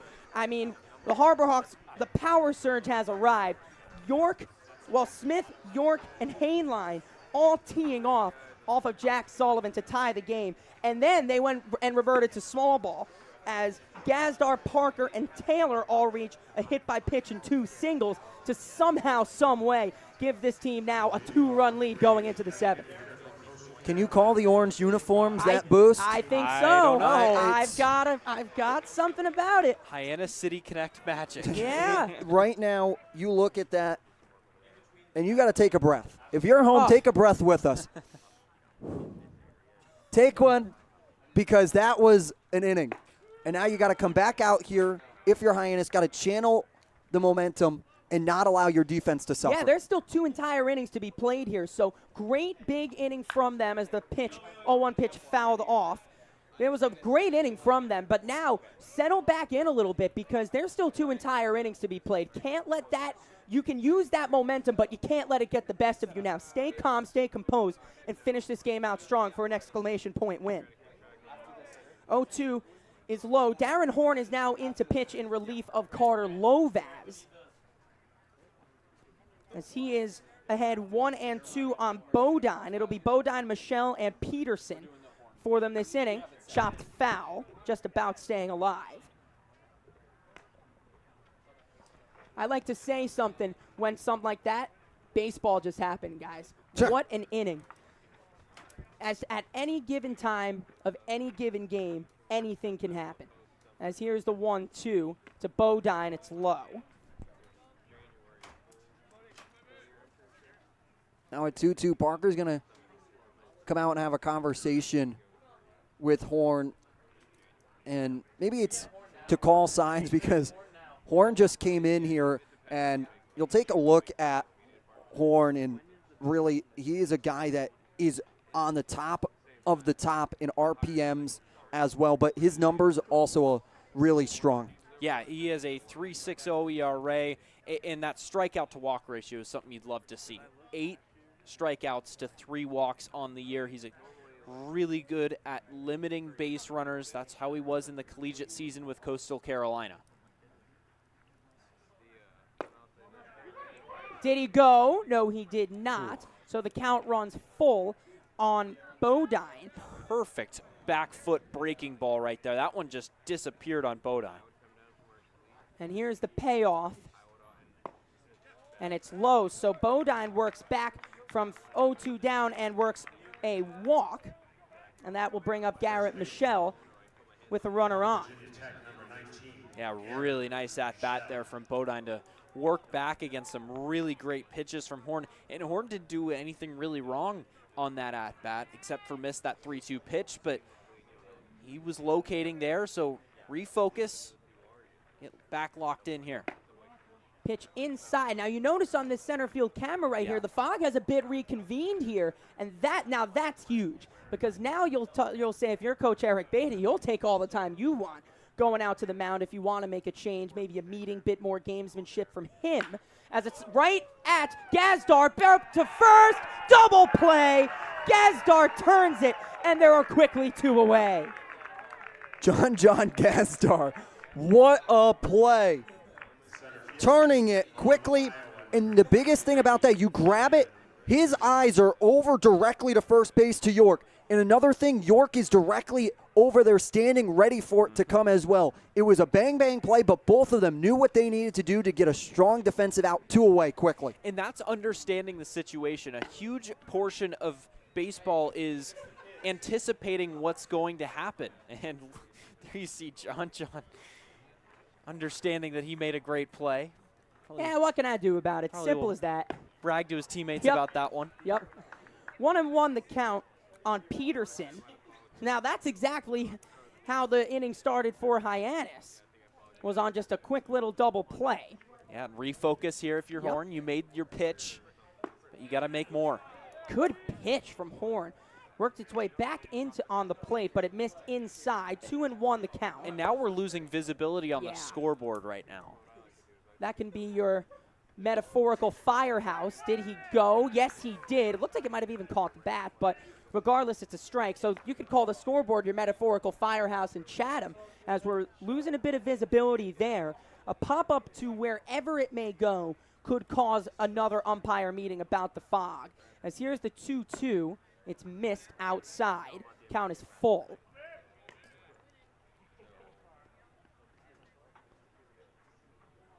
Yeah, that's why Eric Beatty's wondering about the umpire meeting there, because his team did that. As here's the payoff. It got him! Down goes Peterson looking. A quick inning for Darren Horn. Let's go to the bottom of the 7th. It's stretch time from McKeon Park. 6-4 to the Hawks. Hey, Mama, what's up? Did you switch my service from Verizon to T-Mobile? Yep. T-Mobile has the only nationwide 5G. Well, Mr. Know-It-All, let's see if you right about that. Mama. Hey, Mama, I'm working. It works at the pie shop. T-Mobile's 5G works inside and out. Hey, what you need, Mama? I'm trying to watch the game with my boys. It works in the park. Oh, okay. Mama? It works at the aquarium, in the parking garage, at the beach, in the elevators. It works in the movie theater, too. Oh, shush yourself. I'm talking to my baby. You're driving me crazy. I was just calling you to say thank you, baby. I love you. I love you too, Mama. Yes, Mama. It works in the kitchen. Tell Mama. Mama? 5G, it works in the club. Who are you in a club with? All about it. Tell Mama. All right, time for the stretch. And what's that? Says the 4th member of our team, Bria Losick. Oh, it's chicken dance time. As her and the writers, they get into it. These guys can get down, and there's Austin Dakuda just walking by, completely unbothered, as if no chicken dance is going on. Writer Jason, writer Matt, and writer Ben all in on the chicken dance action. And while we're here taking our time, let's take a look at some scores around the league. Yeah, so typically we like to use this time to look at the or out-of-town scoreboard. Or lack thereof. Yeah, well, we don't have much to talk about tonight. Yeah. Katuitt Harwich Falmouth Brewster, Orleans YD, et cetera, all postponed tonight. We're the only game in town, so if you were expecting to watch maybe the Harwich or the Brewster broadcast tonight or the YD broadcast tonight and you came over here instead, welcome to the Harbor Hawk Baseball Network. We're very happy to have you with us, and it's been a great game so far as Hyannis scoring 6 runs in the 6th inning after trailing 4-0 for the majority of this one, and now they will look to add on some more. Yeah, not sure Zach Earhart would have totally been convinced if you told him he'd be standing up in the 7th inning with a 2-run lead to his team's name. As the first pitch to him is inside. Now, with the fog reconvening back a little bit, if you're Earhart or if you're Coach Eric Beatty, maybe you're hoping a little bit that he pops one up to make the umpires make a decision here a little bit. I don't know how you're going to see it. No way. Peterson is tasked, as he comes into frame right now, is a little... Ground ball to third. Foster over. It's a high tag, but they did put the tag. It was the high throw, but they did put the tag on Earhart. So out number 1 is recorded. Almost lost sight of the throw over just from third to first. It's going to be one of those instances. Smith pops one up, let's say. It's almost certain that in an instance like this, it's going to cause a pop-up, and that could cause the umpires to convene to talk about it. Yeah, so here's Cam Smith. Homered over that right field fence. Barely visible where he hit that home run back in the 6th in the previous inning. Ripped up the middle and a base hit. Smith is seeing the ball, man. 2 hard singles back up the middle. 1 in the 4th and now 1 here in the 7th, and sandwiched between that was a bullet home run. And while Cam Smith hits a bullet home run, this guy, Zach York, hit a rocket home run out to right field, taking off over everything deep into the night. He digs in with Smith on and 1 out. Yeah, Cam Smith loves hitting against Bourne. He entered this game 5 for 11 this year against the Braves. Tonight, he's 3 for 4 with that big home run.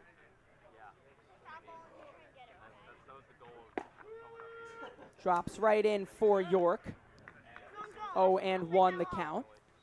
I mean, we're barely even seeing the pitchers and the batters on the center field camera. I mean, at this point, it's like...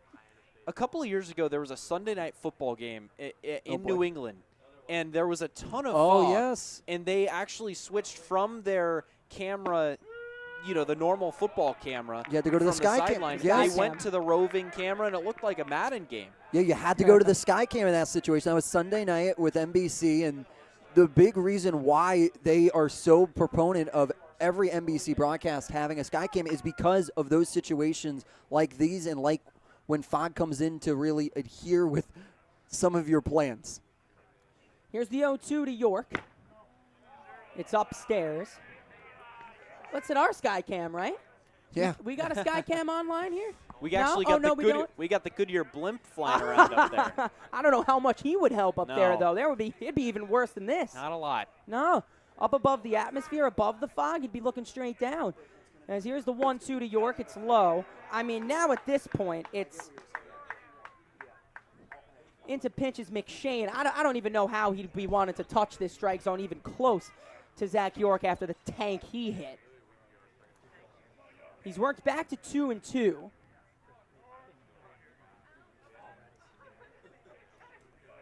The pitch is a high fly ball. This could be what does it. Here is Bender over. He can't see it, but he does make the play. They throw back to first. It's offline. Those fly balls, those are the ones. Those are the ones that make it difficult for the umpires to say this game can go on. But if Bender's able to see that out there, didn't make it look any easy because it's not all the way up above the lights in the fog. But because Bender makes that catch, we're still playing this game. And home plate umpire Joe Cruz looks around at his crew in kind of seemingly like, hey, do we want a conference here? But they ended up not, and we are still playing baseball.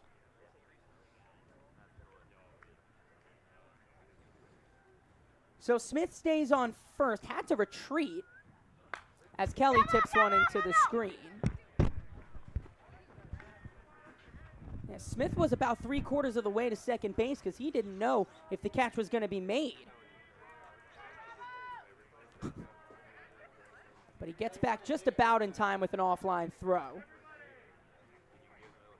So Kelly came in for Lane in that 6th inning and singled. 0-2 the count. He ripped one through the right side, which set up the man on deck to tie the game. He's quickly behind 0-2 is Austin Kelly. Smith leads off first. McShane's 0-2, just above the zone, and Kelly held up, now 1-2.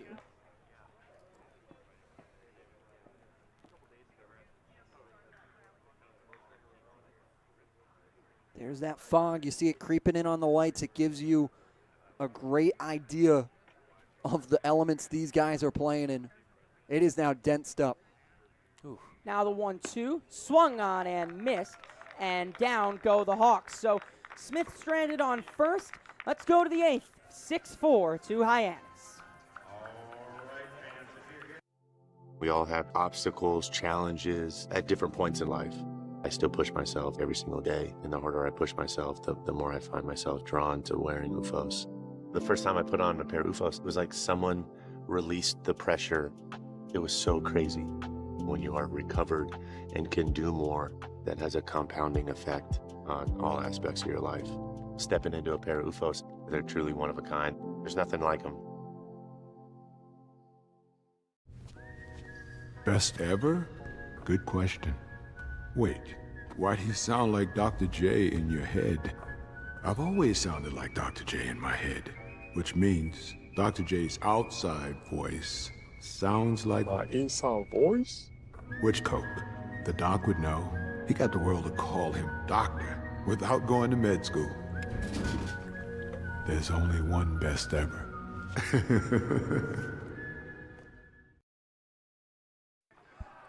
We welcome you back to McKeon Park, and well, there's nobody on the field because the managers have been called in to discuss with the umpires about what the proceedings of this game will look like, as it seems they wanted to try and get through that 7th inning before anything was discussed, as each manager will go back to their respective dugouts as we'll await a call and a signal from the umpires, as they will come right in front of us. Yeah, so at this point, it does become a little bit dangerous with that fog. Yeah, so there you heard Joe Cruz, the home plate umpire, giving us the announcement that they're going to wait it out and try and see if this fog will depart. But if history says anything, it probably won't. We've seen it in Chatham. We've seen it twice here in Hyannis, that this fog, once it's here, it doesn't like to go away. So that's what it looked like once this game started. As you can see, everything's so nice and clear. Mason Nichols dealing there. And now it looks like that. So the fog has set, and now we go into a fog delay, wait 30 minutes to see if it clears. And after that 30 minutes, if any signal is made before that, we will bring it to you. But for now, we enter a fog delay here on the Hyannis Harbor Hawks Baseball Network. We all have obstacles, challenges at different points in life. I still push myself every single day, and the harder I push myself, the more I find myself drawn to wearing UFOs. The first time I put on a pair of UFOs, it was like someone released the pressure. It was so crazy. When you are recovered and can do more, that has a compounding effect on all aspects of your life. Stepping into a pair of UFOs, they're truly one of a kind. There's nothing like them. Best ever? Good question. Wait, why'd he sound like Dr. J in your head? I've always sounded like Dr. J in my head, which means Dr. J's outside voice sounds like my inside voice? Which Coke? The doc would know. He got the world to call him doctor without going to med school. There's only one best ever.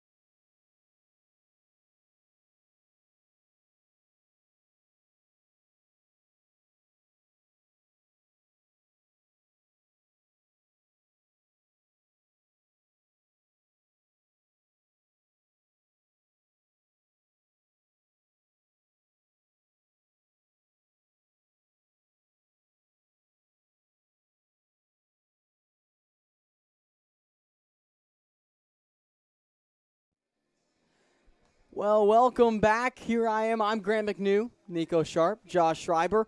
You guys, we called the game yesterday, and right now we're looking at a 6-4 lead for Hyannis here in the top of the 8th in the fog delay. In case you can't read, that's what the graphic on your screen says is fog delay. Guys, this game has been fun, but it's also been foggy, and I want to talk a little bit about that fog unless you guys have anything to say first. No, I'm really looking forward to this. I actually have no idea what you're going to say, so yeah, let's hear it. Just the one thing is, like, we don't explain what fog is. That's kind of the problem we've had is we have not done our part to do that. So, I mean, without Nico, that is wonderful news that you just said that because contrary to popular belief, I know everything there is to know about fog. Everything. Here, let me just give you a quick lesson right here, okay? Fog is a visible aerosol consisting of tiny water droplets or ice crystals suspended in the air at or near the Earth's surface. It can be considered a type of low-lying cloud, usually resembling stratus, and it's heavily influenced by nearby bodies of water. Okay, are you following? Are you following? Yep. It's also influenced by topography and wind conditions. In turn, fog affects many human activities such as shipping, travel, and even warfare. Wow. I hope we don't have any warfare, but there were some missiles hit here. Yeah, tonight. That's true. Now, to cut you off, Josh, because that's not nearly as important as what I'm about to say, okay. Fog appears when water vapor, which is water in its gaseous form, condenses. Yes. During condensation, molecules of water vapor combine to make tiny liquid water droplets that hang in the air. Sea fog, which shows up near bodies of saline water, is formed as water vapor condenses on bits of salt, which could be found in the ocean, which is nearby us. Fog is similar to, but less transparent than mist. Now, guys, the term fog is typically distinguished from the more generic term cloud, and that fog is low-lying, and the moisture in the fog is often generated locally, such as from a nearby body of water like a lake or the ocean, or from nearby moist ground or marshes. Okay. By definition, fog reduces visibility to less than 1 kilometer, whereas mist causes lesser impairment of visibility. You guys, are you trying to talk about something right now? No, we got some technical difficulties over here, but we got it. We do have it. Yeah. You promise that you have it. Yeah, I'm loving your explanation. For aviation purposes in the United Kingdom, a visibility of less than 5 kilometers, 3.1 miles, but greater than 999 meters, which is 3,278 feet. 3,278 feet. That's like the distance of Zach York's home run. Correct. Actually, possibly exactly. Yeah, it might be. If we have your rangefinder on us, maybe we'd know. We don't. Yeah, I know. It's too bad. So, for aviation purposes in the United Kingdom, a visibility of less than 5 kilometers but greater than 999 meters is considered to be mist if the relative humidity is 95% or greater. Below 95%, haze is reported. But don't worry, guys. Don't worry. That's just the United Kingdom. You can guess, yes, New England, that's where we are. That is not the United Kingdom. So don't worry, guys. Any questions so far? I just can't believe the viewers don't get to see this, but he is doing this all off the top of the dome. He's doing this with no computer in front of him, no notes. He is just off the dome right there. Grant McNew. Yes. Very impressive meteorologist. He is the weatherman of the Hyannis Harbor Hawks for a reason. So on to the formation of fog, okay? Sorry. Fog forms fog forms when the difference between air temperature and dew point is less than 2.5 degrees Celsius. Any guess to what that is Fahrenheit? 5. It's 4.5. Very close from Really? Joshua Schreiber. Wow, look at him go. Fog begins to form. Education. Yeah, UMass Education. Amherst, right? Amherst. It's pronounced Amherst. My professor, Greeley Kyle, shout out Greeley if you're listening. He pounded it into my head. It is not Amherst. It's Amherst. So why not? I don't know. I couldn't tell you that. Okay. Yeah, I got some points off on some of my assignments for saying Amherst Oof. for my broadcast class. That's unfortunate, but What is fortunate is that fog begins to form when water vapor condenses into tiny water droplets that are suspended in the air. Some examples of ways that water vapor is condensed include wind convergence into areas of upward motion, precipitation or virga falling from above, daytime heating evaporating water from the surface of oceans, water bodies, or wet land, transpiration from plants, cool or dry air moving over warmer water, and lifting air over mountains. Water vapor normally begins to condense on condensation nuclei such as dust, ice, and salt in order to form clouds. Fog, like its elevated cousin stratus, we all have an elevated cousin, you know what I'm saying, don't you guys? Fog, like its elevated cousin stratus, is a stable cloud deck which tends to form when a cool, stable air mass is trapped underneath a warm air mass. Are you guys following? Nope. Repeat what I said in your own words. There's fog. There's a lot of fog, and Lots. we're gonna don't from the words We're of gonna- Grant yes. McNew. We're gonna don't. Well, Oh, we looks got- like we'll have a call here. We'll throw up the camera here momentarily. There you see the umpires You're live, conversating. We got Robbie, normally our scoreboard operator, operating the camera right now. Shout out, Robbie does Dude, an outstanding job. Yeah, a man of many talents. Yep. Some would say. Rocking an incredible, Some being me. incredible rain jacket here tonight. You know, Looks.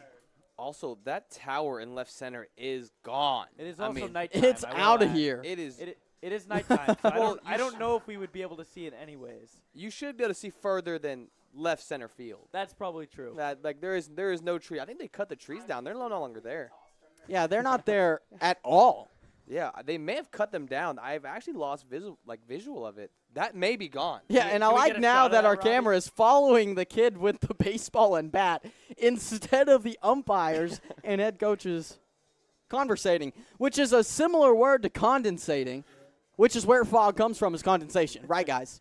Come It on, all somebody. Comes full circle. All comes It full does circle. all come full The circle. circle of life, fellas. Pass it on. Oh, now we've got the man, the myth, Sportsmanship. the legend, Jacob Irons over here on the video switcher. He can do it all as well.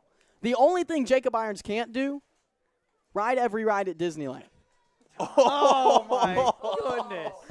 Oh my! Wow. I don't know if Jacob Irons deserved that. Oh. That was out of left field. That was not okay. Hey, that's a baseball term. I know. Wow. This is baseball. This is, well, no, this is fog right now. Now, okay, funny enough, guys, on a slightly more serious note, it kind of seems know like about that. from before the fog, does it seem like it's maybe clearing up just a tad? Not enough to play. Yeah, you know, I was actually just thinking that at least when it comes to the fact, like, towards us, it's kind of nice, but the outfield is actually still, I mean, way too foggy to play in, like you were saying, but when it comes near home plate, the visual is actually not too bad, but yeah, that fog in the outfield is here to stay, and I'm not sure what they're going to call here. I have to say they're going to have to call this game, and that'll be the end of this one. It seems like whenever they have these long conversations with the managers, it's normally just saying, yeah, no, we're not going to be able to play So, guys, this.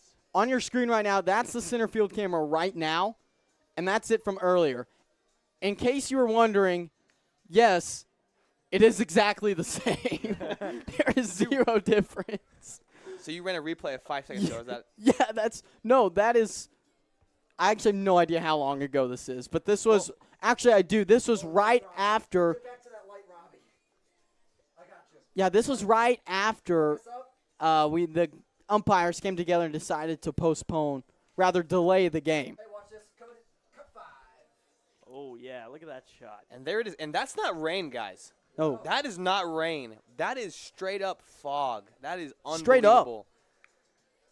That is just, wow. I mean, when you look at it, if you gave me that video with no context, fellas, that's rain. But no, as we learned today, or tonight, from Grant McNew, that is fog. Yeah, that very much is fog. And, you know, fog, one of those competitors that really just steps in, changes the game every single time, but you never hear it complain. You never hear the fog go at an umpire, at an opposing player. That is sportsmanship at its highest level. Pass it on. Pass it on. What? I don't know. Wow, Nico. Yeah, no, I know. I got to say, you know, whenever you talk about fog, it kind of does just take over, you know? I mean, the fog kind of takes over right there and makes wow, and just look at that view there. Man. That's that great pan down. I mean, that fog is taking over trees. It is taking over the fence. I mean, when fog comes into town, it's here to stay. Yeah, fog could be compared, I think, to prime Michael Jordan.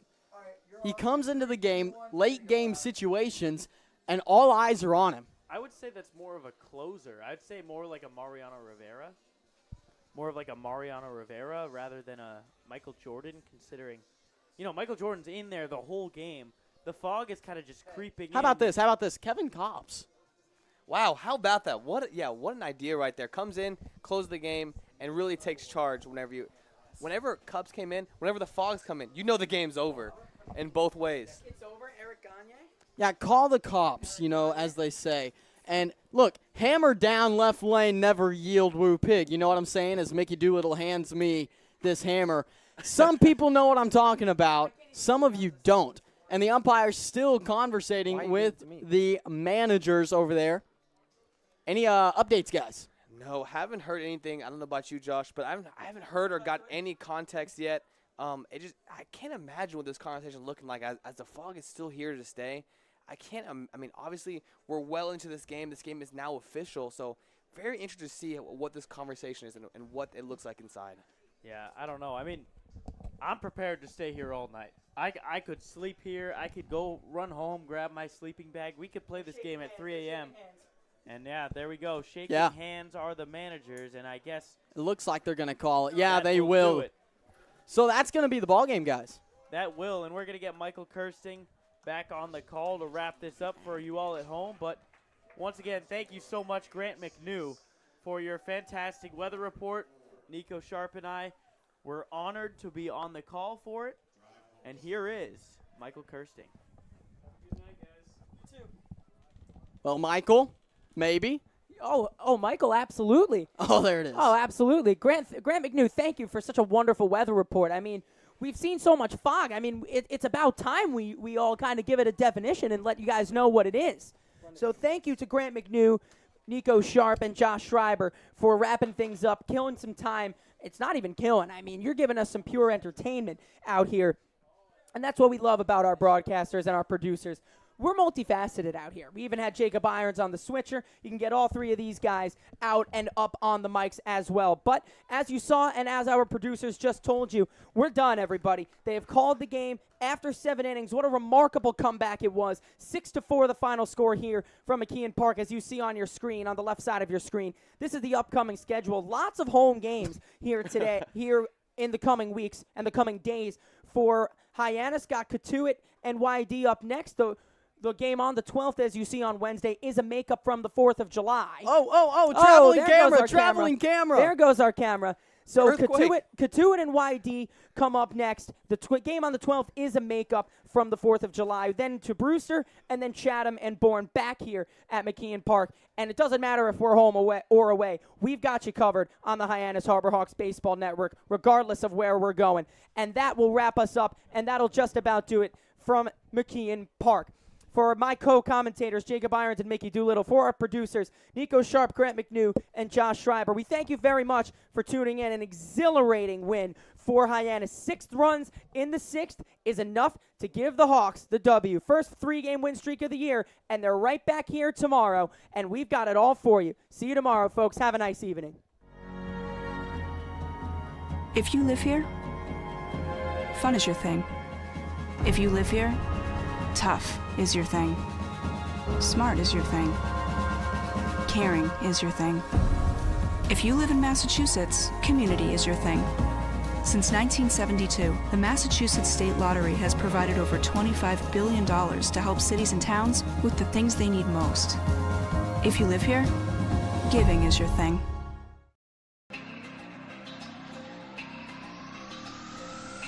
My family earns respect. My family clears bases. My family breaks records. My family wins MVPs.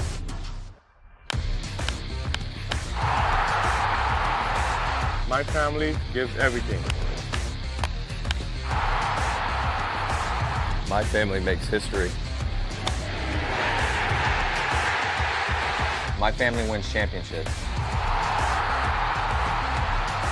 There's no family. There's no family. There's no family. There's no family like my family. Join the fam. Join the fam. Join the fam.